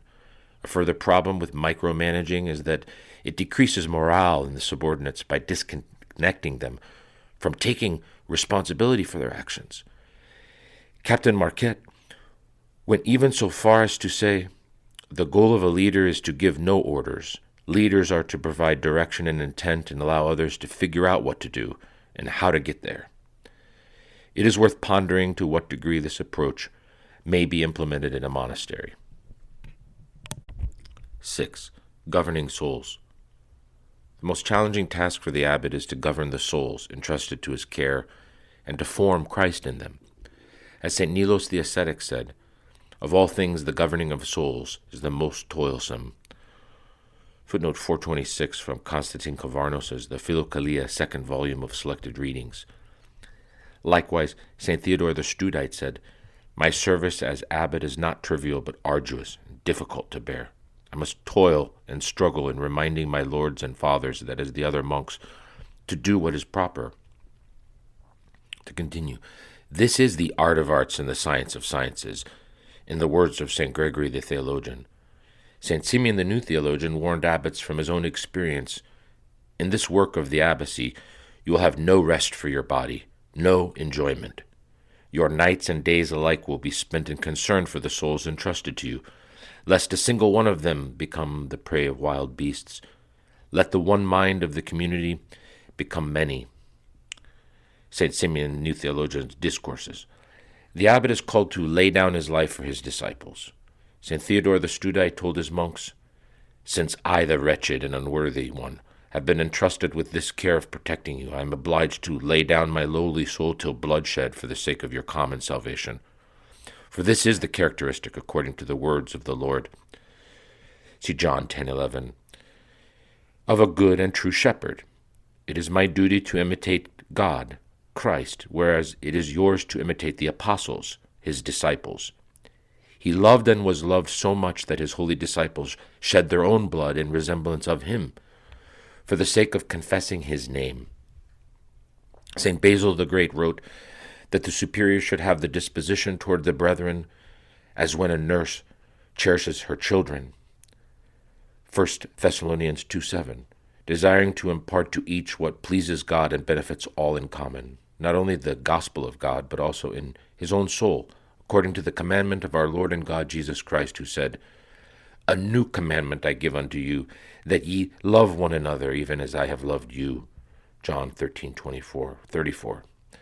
"Greater love hath no man than this, that a man may lay down his life for his friends." John 15:13. Even harder than guiding each soul individually is to guide the brotherhood collectively, by establishing a modus operandi in the monastery that encourages the desired behaviors. A simple example of failing to accomplish this would be in regard to resolving differences between the fathers. If the abbot fails to implement the wise advice attributed to Phoclides, "Do not pass a judgment before you have heard the word of both parties," and makes the very common error of being biased in favor of whoever tells him his own version of the disagreement first, the fathers will soon learn that whoever finds the abbot first will be vindicated. As a result, after two fathers have an argument, both will race to present their side to the abbot first. An alternative way of dealing with disagreements between the fathers would be to use the Native American talking stick. Footnote 436. Stephen Covey explains the talking stick as follows, quote, "Whenever people meet together to discuss a matter, the talking stick, which instead of a stick could be any designated object, is present. Only the person holding the talking stick is permitted to speak. As long as you have the talking stick, you alone may speak, until you are satisfied that you are understood. Others are not permitted to make their own points, to argue, agree, or disagree. All that may do is attempt to understand you, and then articulate that understanding. They may need to restate your point to make sure you feel understood, or you may just simply feel that they understand.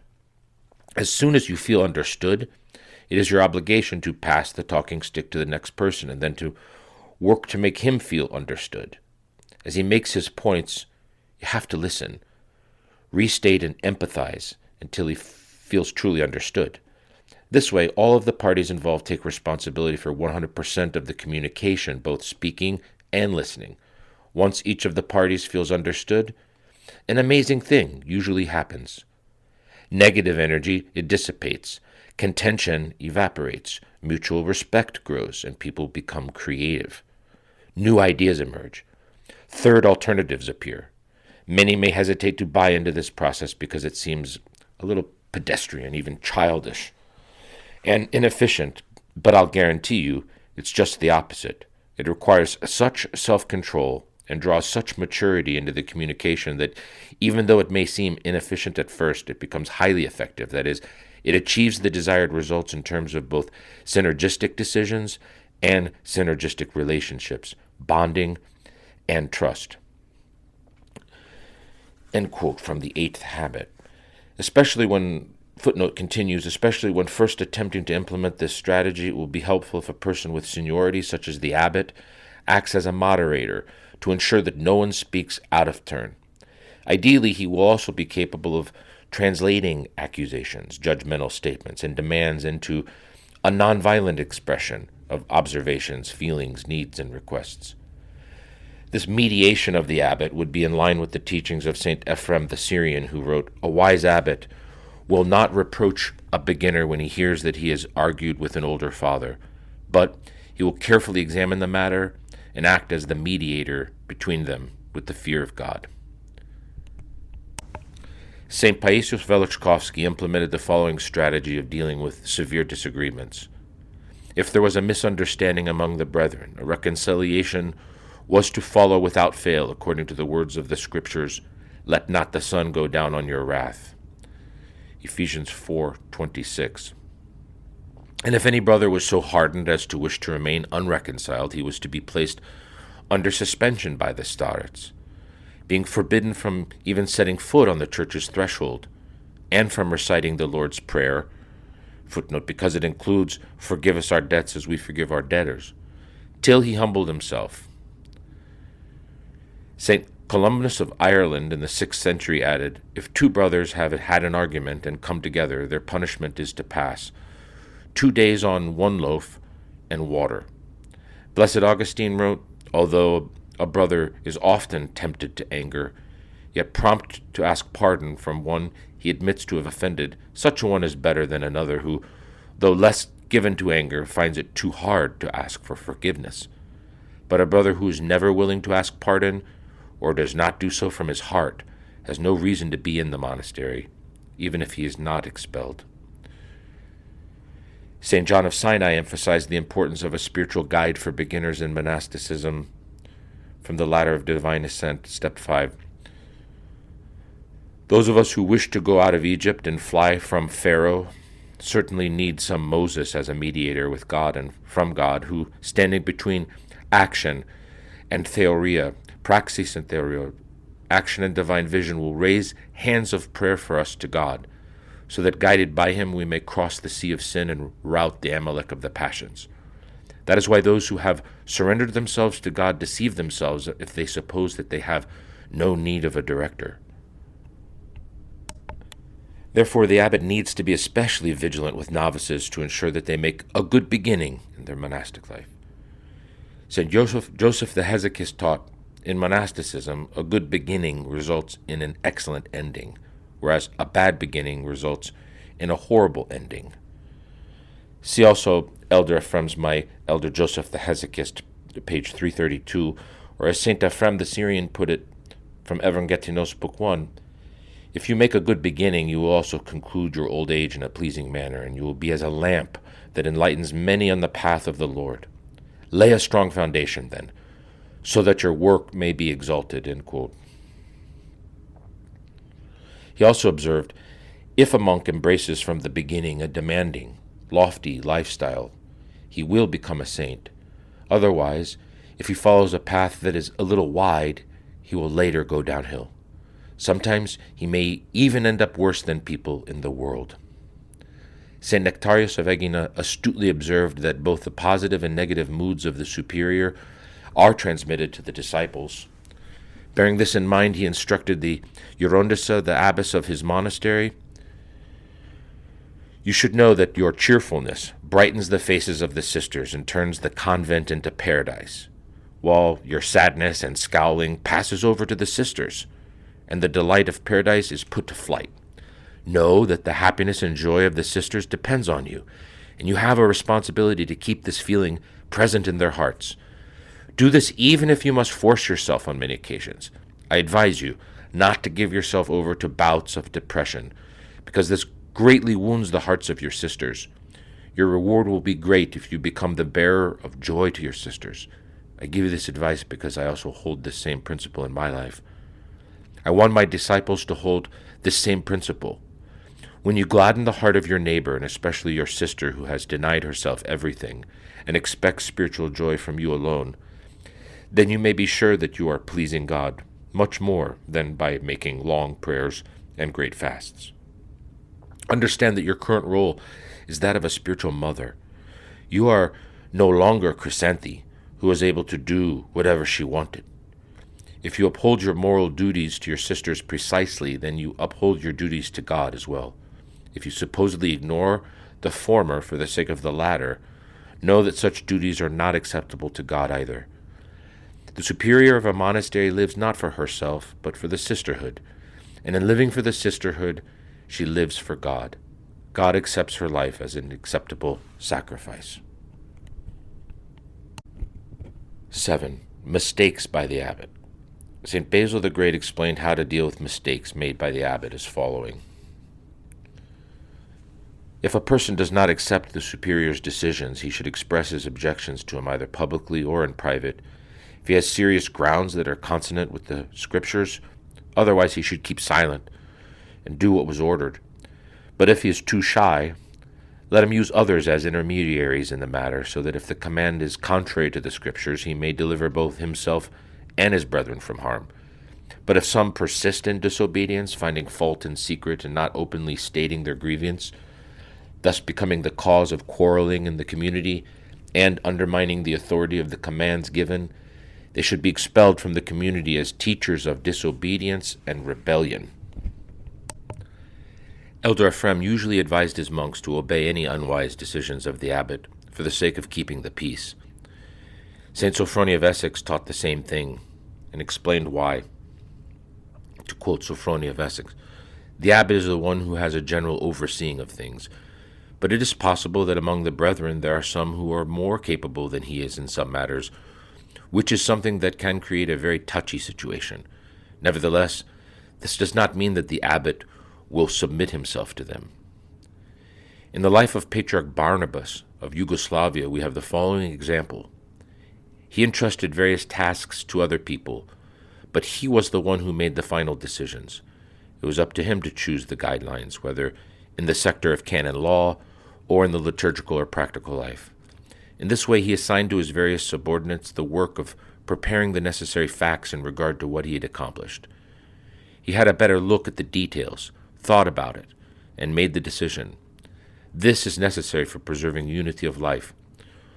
All things are relative, and the organization does not have an absolute character.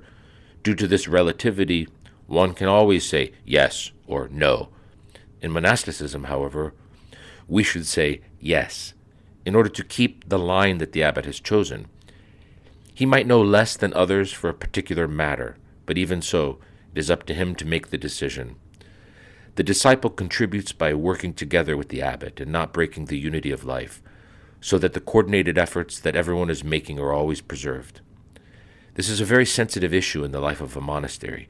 Each one of us might have the opinion that the abbot has not chosen the best line and might start resisting, disobeying, disagreeing with him, and so forth. Even in the event that the brother is right, the result will be negative. In things regarding this life, we might suffer some loss. But this is not so serious as that which is caused by a struggle of wills when this appears within a monastery. This unity of wills and unity regarding guidelines is mandatory. We read in St. Silouan that if the abbot, as the elder, has some flaws, we must pray for him. God needs to be with him and to protect him by his grace. Thus we must find ways to avoid conflicts. In other words, we should take a stance that leads to salvation with prayer, and the life of the monastery will preserve its desired unity. This is very important. When there is a disagreement over worldly matters, finances, or a problem with the typicon, and so forth, the spiritual life is destroyed. End of quote, St. Sophronie, Sakharov of Essex. To continue, St. Christodoulos of Patmos in his rule described how a superior should be corrected if he does not carry out his duties properly. Quote, "If the superior should ever in any way set at naught any of these our dispositions in the present document, whether those above that we began with, or those that we may add between here and the end, or if he should be seen corrupting the severity of the Cenobitic way of life, perhaps out of his own fondness for pleasure, or if he should wish to misappropriate the monastery's revenues, and be convicted of stealing. I do not wish everyone immediately to stand up against him in a disorderly manner. The more preeminent brothers, those vested with authority, the steward, the ecclesiarch, and the priests, may with great mildness and suitable respect draw his attention to his fault and point out the value of filial and brotherly love in a generalized attempt to reform him, and this not once but repeatedly, in a pleasant way with great gentleness. If he comes to himself and abstains from the forbidden activity, he shall be as before and remain superior. But if, even when they have exhorted him, both individually and in a body, he sticks obstinately to his evil ways and is completely incorrigible, I command that he be removed from his office without confusion or strife, and another elected and chosen in the manner prescribed. End quote. Similarly, St. Fructuosus of Braga wrote in his monastic pact that novices are expected to sign, quote, "We, the novices, remind you, our master, the abbot, that if you should treat any of us unjustly, which is unreasonable to believe, and which may God not allow to happen, if you should treat any of us with pride or anger, or should love one, or show hatred and rancor for another, or should dominate one, but revere another, as people often do, then we shall have the right also granted to us by God to take our complaint without pride and without anger, through the dean to the prior, and the prior shall humbly kiss the feet of you, our Lord, and lay before you the details of our complaint. And you must be willing to listen patiently, to bend your neck humbly to the common rule, and to correct and reform yourself. If you are not willing to correct yourself, then we may also have the power of consulting other monasteries, or else a bishop who lives under the rule, or a Catholic."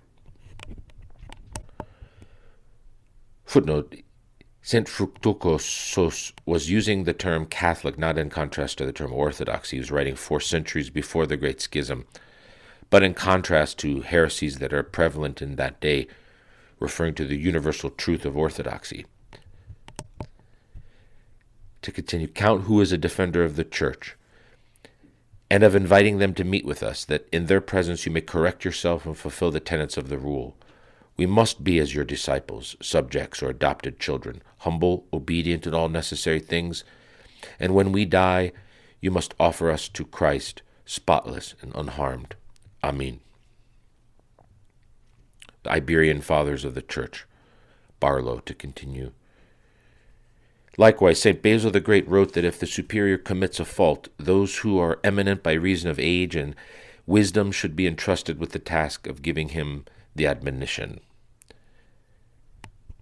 Footnote: the full quotation is, for the 453, just as the superior is responsible for guiding all the brotherhood, so also it is incumbent on the rest to admonish him, if any offense is suspected with reference to him.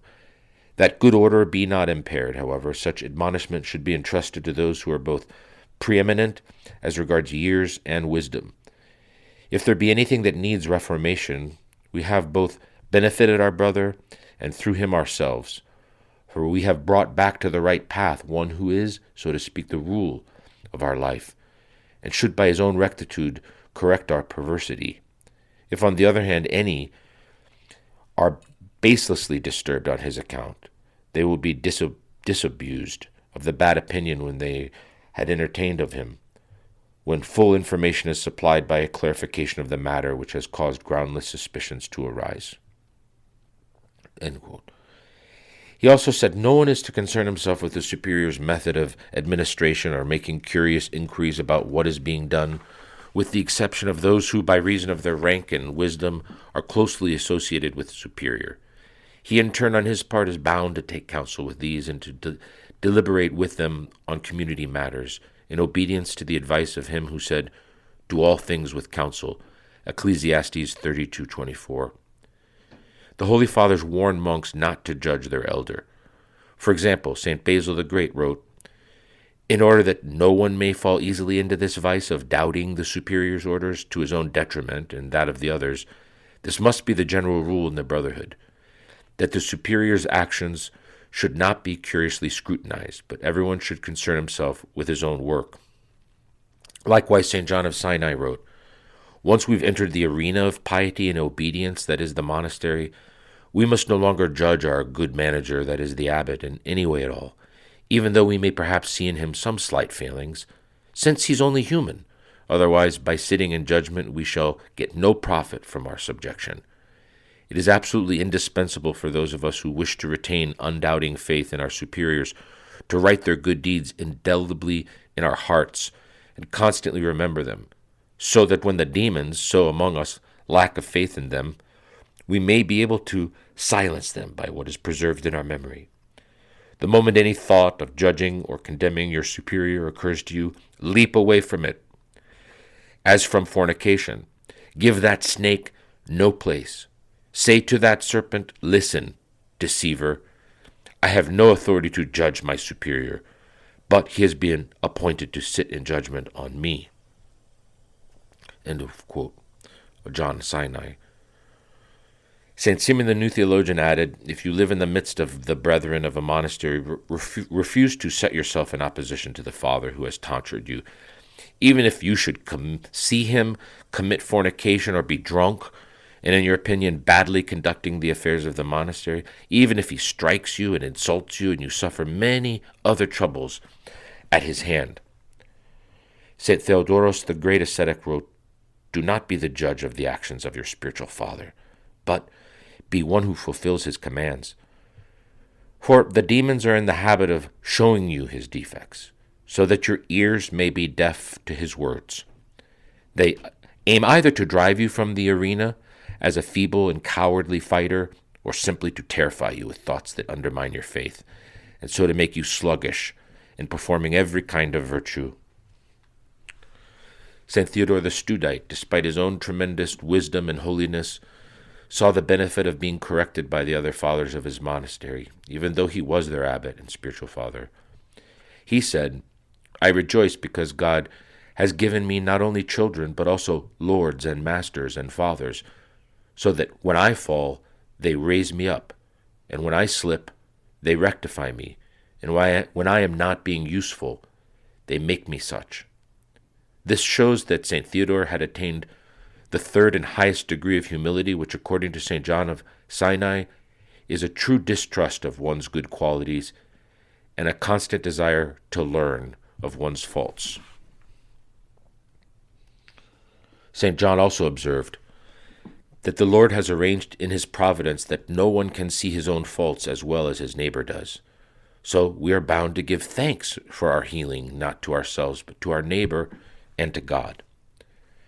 Metropolitan Callistos Ware explained why the elder also learns from discipline. The relation between starets and spiritual child is not one-sided but mutual. Just as the starets enables the disciples to see themselves as they truly are, so it is the disciples who reveal the starets to himself. Both of them, the spiritual father as well as the disciple, have to learn as they go. The mutuality of their relationship is indicated by stories and sayings of the Desert Fathers, where an unworthy Abbot is saved through the patience and humility of his disciple. A brother, for example, has an elder who is given to drunkenness and is sorely tempted to leave him, but instead of doing so, he remains faithfully with his Abba until the latter is eventually brought to repentance. As the narrator comments, sometimes it is the young who guide their elders to life. The disciple may be called to give as well as to receive. The teacher may often learn from his pupils. As the Talmud records, quote, Rabbi Hananiah used to say, much have I learned from my teachers, more from my fellow students, but from my pupils, most of all. In reality, however, the relationship is not two-sided but triangular, for in addition to the Abba and his disciple, there is also a third partner, God. Our Lord insisted that we should call no one Father, for we have only one Father who is in heaven. Matthew 13:8-10. The Abba is not an inerrant judge or an ultimate court of appeal, but a fellow servant of the living God, not a tyrant, but a guide and a companion on the way. Quote taken from Metropolitan Callistos, where of Dioclea, the spiritual guide in Orthodox Christianity. To continue now.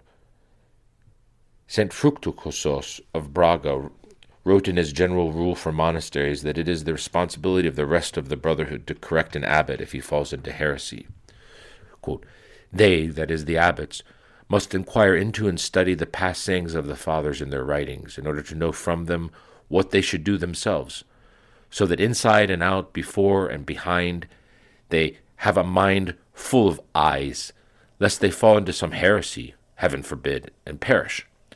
For this they must always stand in the council of the brothers on balanced scales, as though being weighed, that by recalling the past, foreseeing the future, and examining the present, they may avoid the goads of heresy."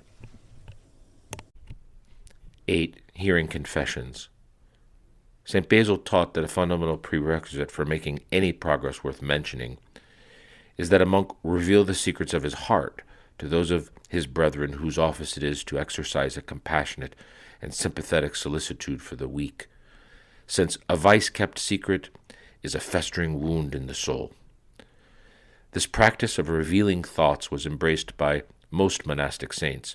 For example, St. John Cassian wrote, quote, "In order to be able to arrive easily at this humility, they, that is, the novices, are then taught never, through a hurtful shame, to hide any of the wanton thoughts in their hearts, but to reveal them to their elder as soon as they surface, nor to judge them in accordance with their own discretion, but to credit them with badness or goodness as the elder's examination discloses and makes clear.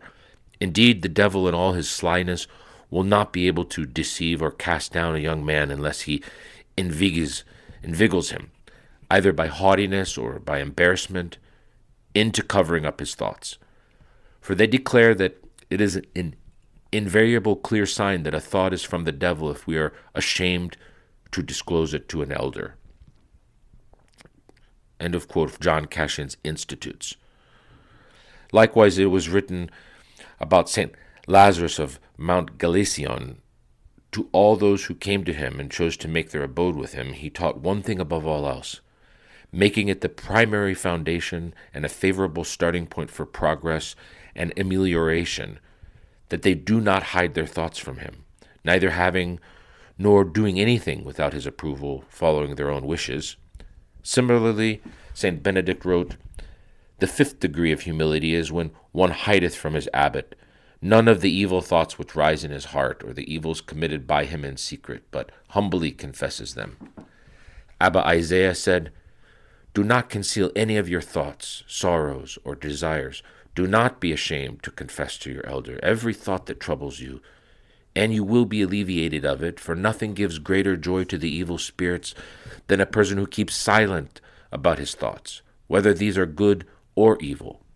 St. Savas of Serbia wrote in his charter for Hilandar Monastery on Holy Mountain, "I advise all of you, brethren, as soon as an abbot is appointed over you, be quick to tell him about every movement of your soul, and to confess to him all your thoughts that are harmful to your soul, so that your love and your disposition would be imprinted in him."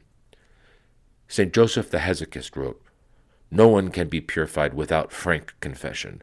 I have never seen a soul make progress in the prayer without the sincere confession of hidden thoughts." St. Simeon the New Theologian emphasized the importance of frequent confession. "You should also confess the thoughts of your heart to your spiritual father every hour if possible, but if not, do not put it off till evening, but after the morning office examine yourself and confess all that has befallen you." St. Fructuosus of Braga taught in his rule for the monastery of Cumpludo that even things that are not sinful should be revealed to one's elder. None shall conceal his thoughts, his visions, his dreams, and his own negligence from an elder, nor the occasions when he is moved by shame or the desire to harm, or his being driven by stubbornness. The Typicon of the monastery of Evergetis decreed that the abbot may appoint other monks to hear confession of the others, even if they're not priests. From Byzantine monastic foundation documents, he, the superior, is to be allowed, if perhaps he cannot act in person since the brotherhood is numerous, to authorize whichever priests and deacons he wishes, and even some of the more reverent brothers, to hear the thoughts of the more uneducated majority, the thoughts that trouble us day by day and hour by hour, which must always be easy to absolve, and not have caused much deep-seated trouble, and to remit them and grant forgiveness. But the thoughts that require some healing and care must be referred to the superior by those who hear them, and he is to bring about the appropriate healing. Likewise, St. Simeon of Thessaloniki also believed that monks without the priesthood may confess the other monks, if the bishop blesses this. He wrote, quote, "Bishops are giving permission to monks to listen to people's thoughts, as in confession, and the monks, disregarding the fact that they're not priests, bless and forgive them. Is this good? I will say my opinion, and I think it is patristic. Since this is the work of the priesthood, it must be done by bishops and priests. It should not be done at all by laymen, unless somewhere there is an urgent need where there is no priest, in which case the bishop should appoint a pious monk who knows the law of God, that is, the holy canons.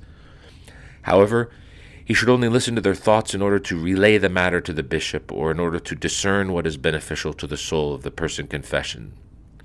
But by no means should be he forgives and remits sins.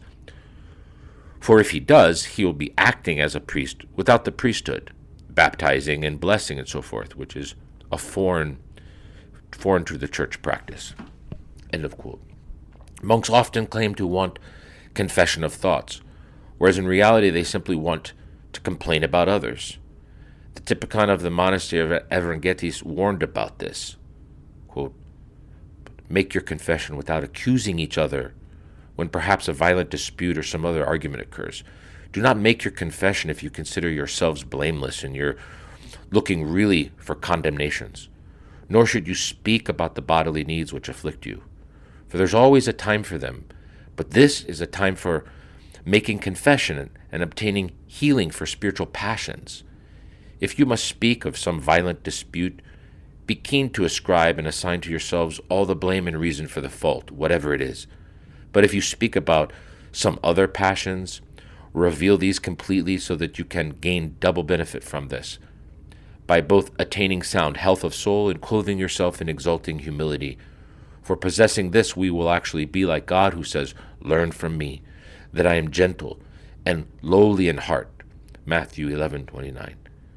What else would be a clearer proof of gentleness and humility in heart than clearly to bear all affliction nobly and blame oneself in everything? The true confession, without which I do not think anyone gains salvation, is the cause of so many good things." End of quote.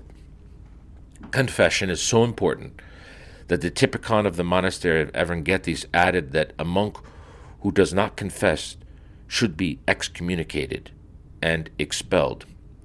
To quote, "Then we order that a person who does not make confession should be excommunicated from the Lord God, ruler of all, until coming to his senses and thinking of higher things, he confesses all his faulty and harmful thoughts. Thus it would be necessary also to expel such a person from the monastery and cut him off like a rotten limb, and as a wound that is hard to heal or completely incurable to remove him and cast him away. But the uncertainty of the future and the expectation that perhaps one day he may come to his senses held us back from this purpose. However, for him to be liable to the penalty of excommunication is very useful, since it is very effective. Indeed, what benefit does he obtain from remaining at the monastery?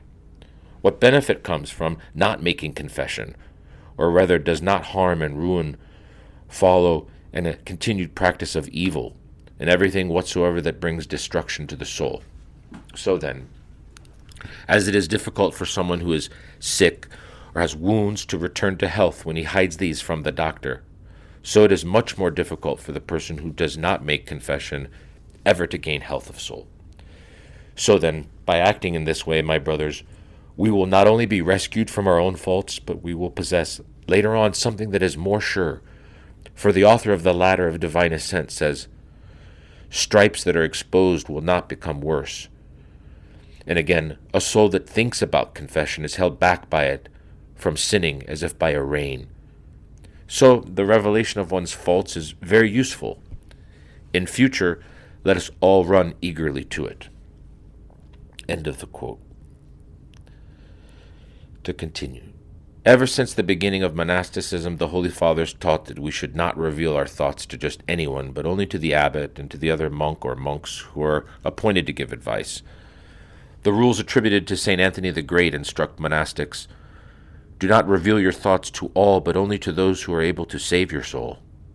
Abba Isaiah taught, do not reveal your thoughts before everyone, lest you scandalize your neighbor.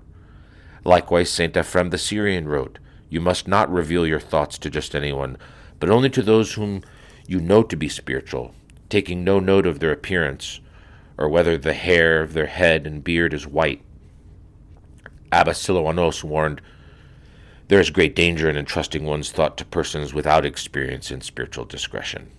Likewise, St. John Cassian taught, we must not entrust the hidden things of our hearts to just anyone, but to spiritual elders who have discernment and to whose worthiness many have testified, and not just by the number of years they've had or gray hair.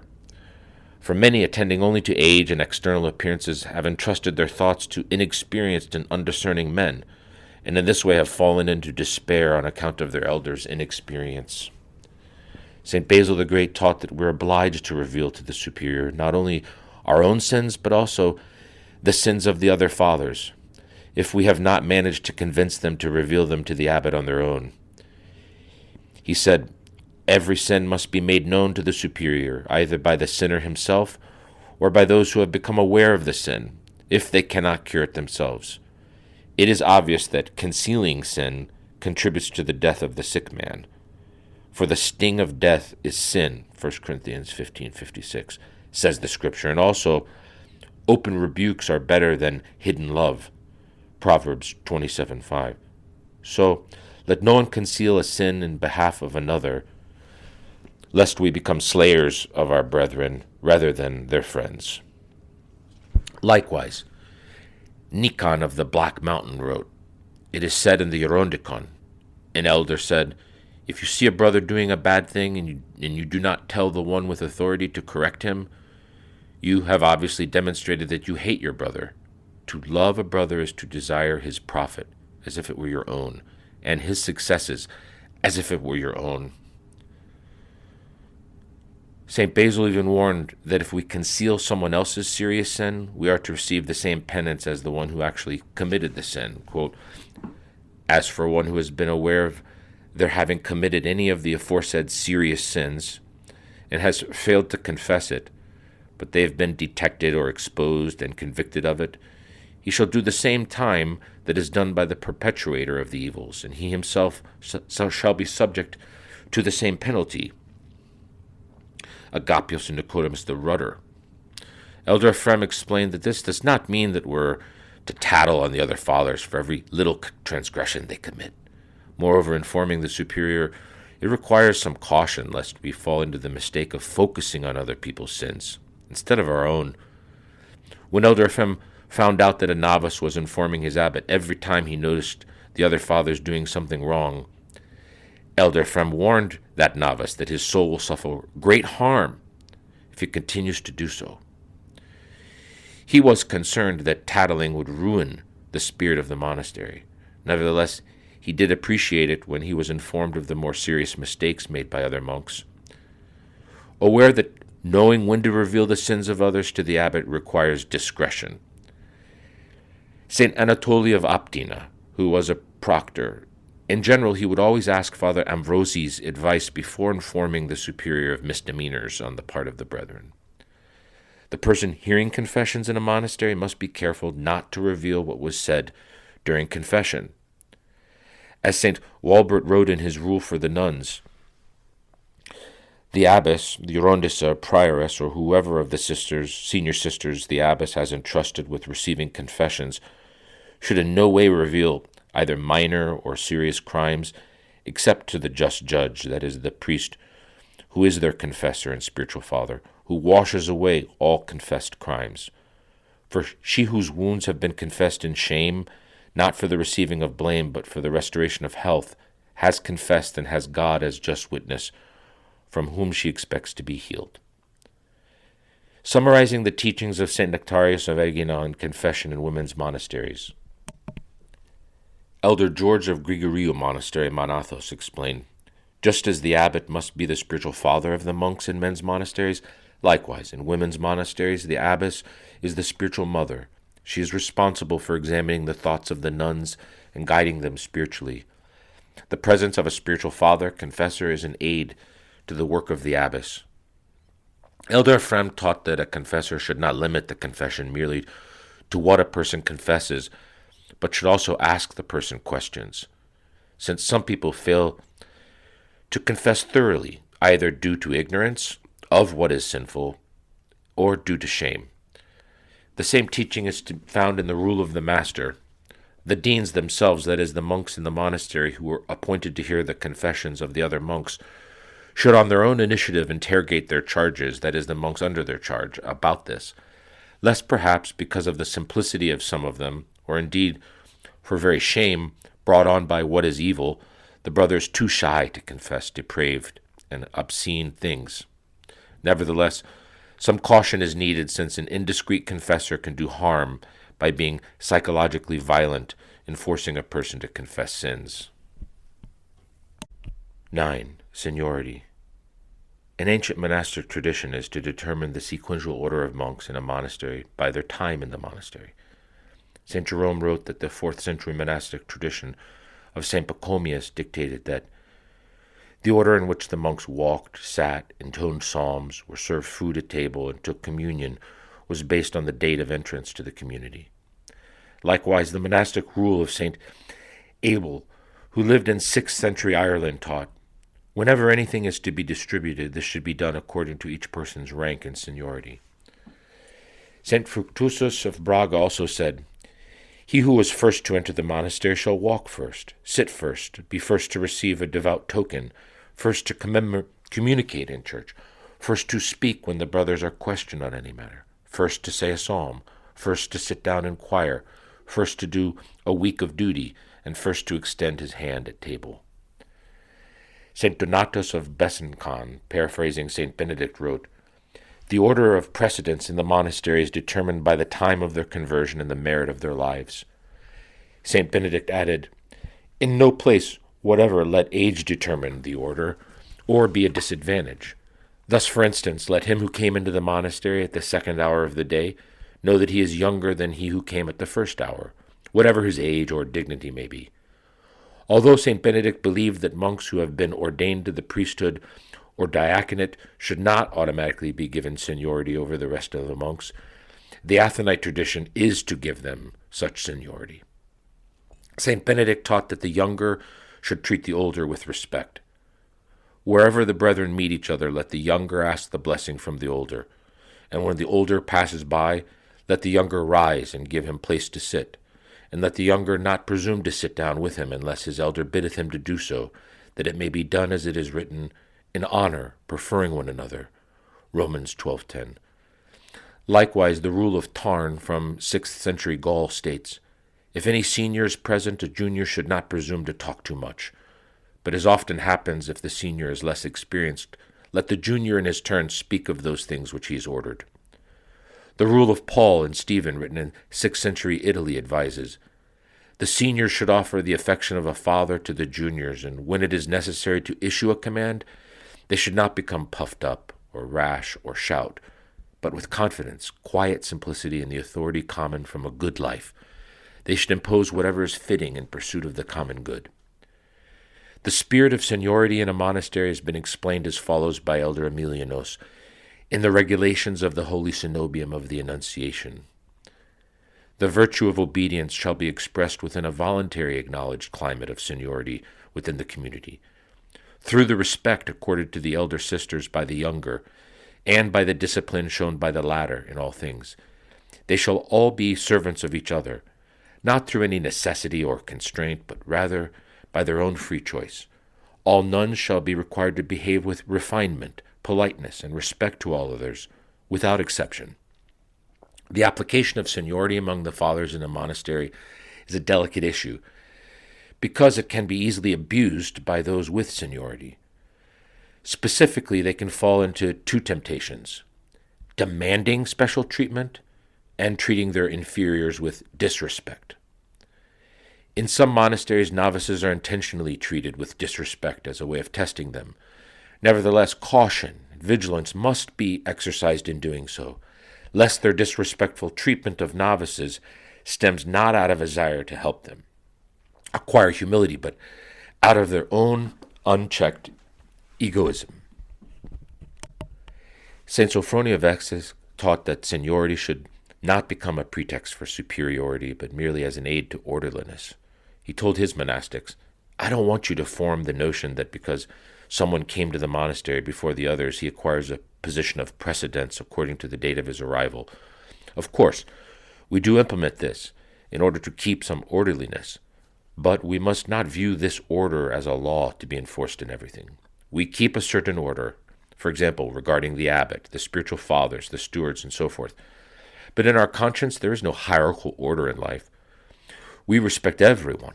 In fact, we ought to obey not only our monastic brothers and sisters, but also the laymen that come to us.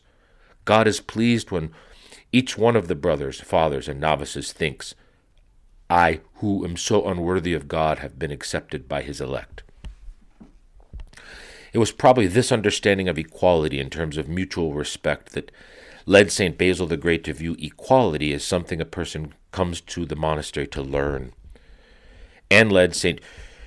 Eustathios of Thessaloniki to say to a passionate monk, You are out of control, because you have neither brotherly love, nor friendship, nor cenobitic living, nor any communication, and I'm not talking about spiritual communication, but any other kind, in which there is a rational equality, and the corresponding equality in speaking. For wherever there is dissimilarity and inequality, there disturbances prevail. In the same spirit, St. John Chrysostom described the equality in monasteries as follows.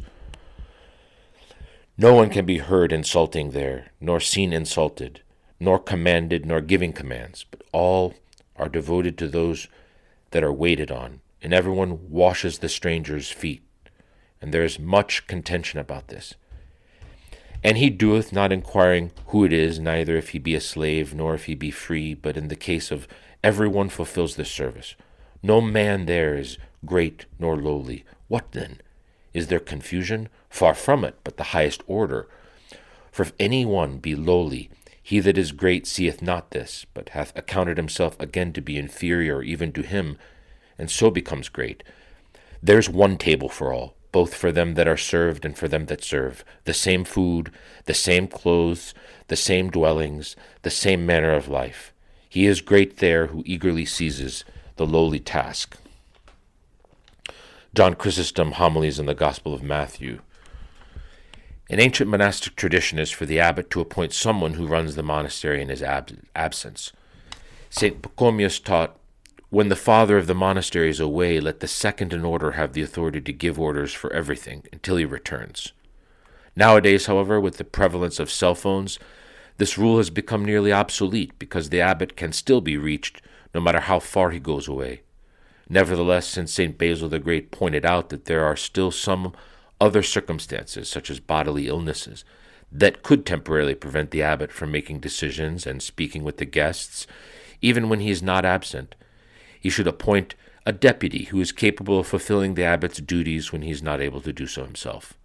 But St. Theodore the Studite advises abbots, you should not go out frequently or roam about unnecessarily, leaving your own flock, for it is desirable that you have time to spend with the flock and be able to save those sheep endowed with reason, but most wily and given to straying. A frequent cause of tension among monastics is when one of them tries to correct another, or even just makes a suggestion.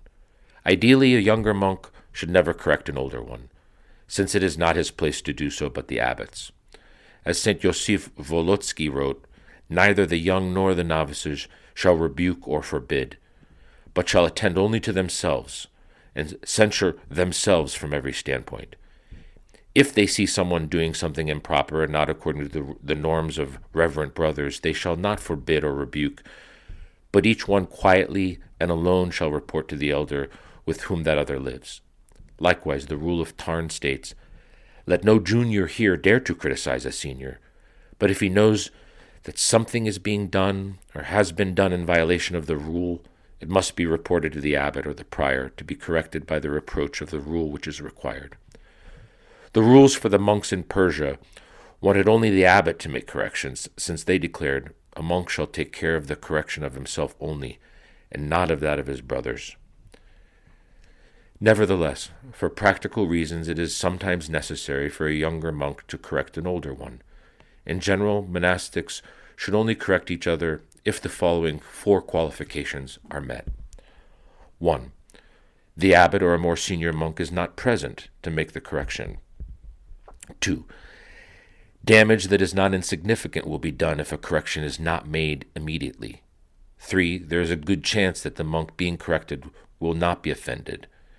And 4. The person making the correction can do so with humility and love. Footnote: when it is necessary to give someone a message that may be interpreted as criticism, it is invaluable to be able to implement the principles of nonviolent communication, as explained in Chapter 5, Section 13. End of Chapter 2, The Abbot.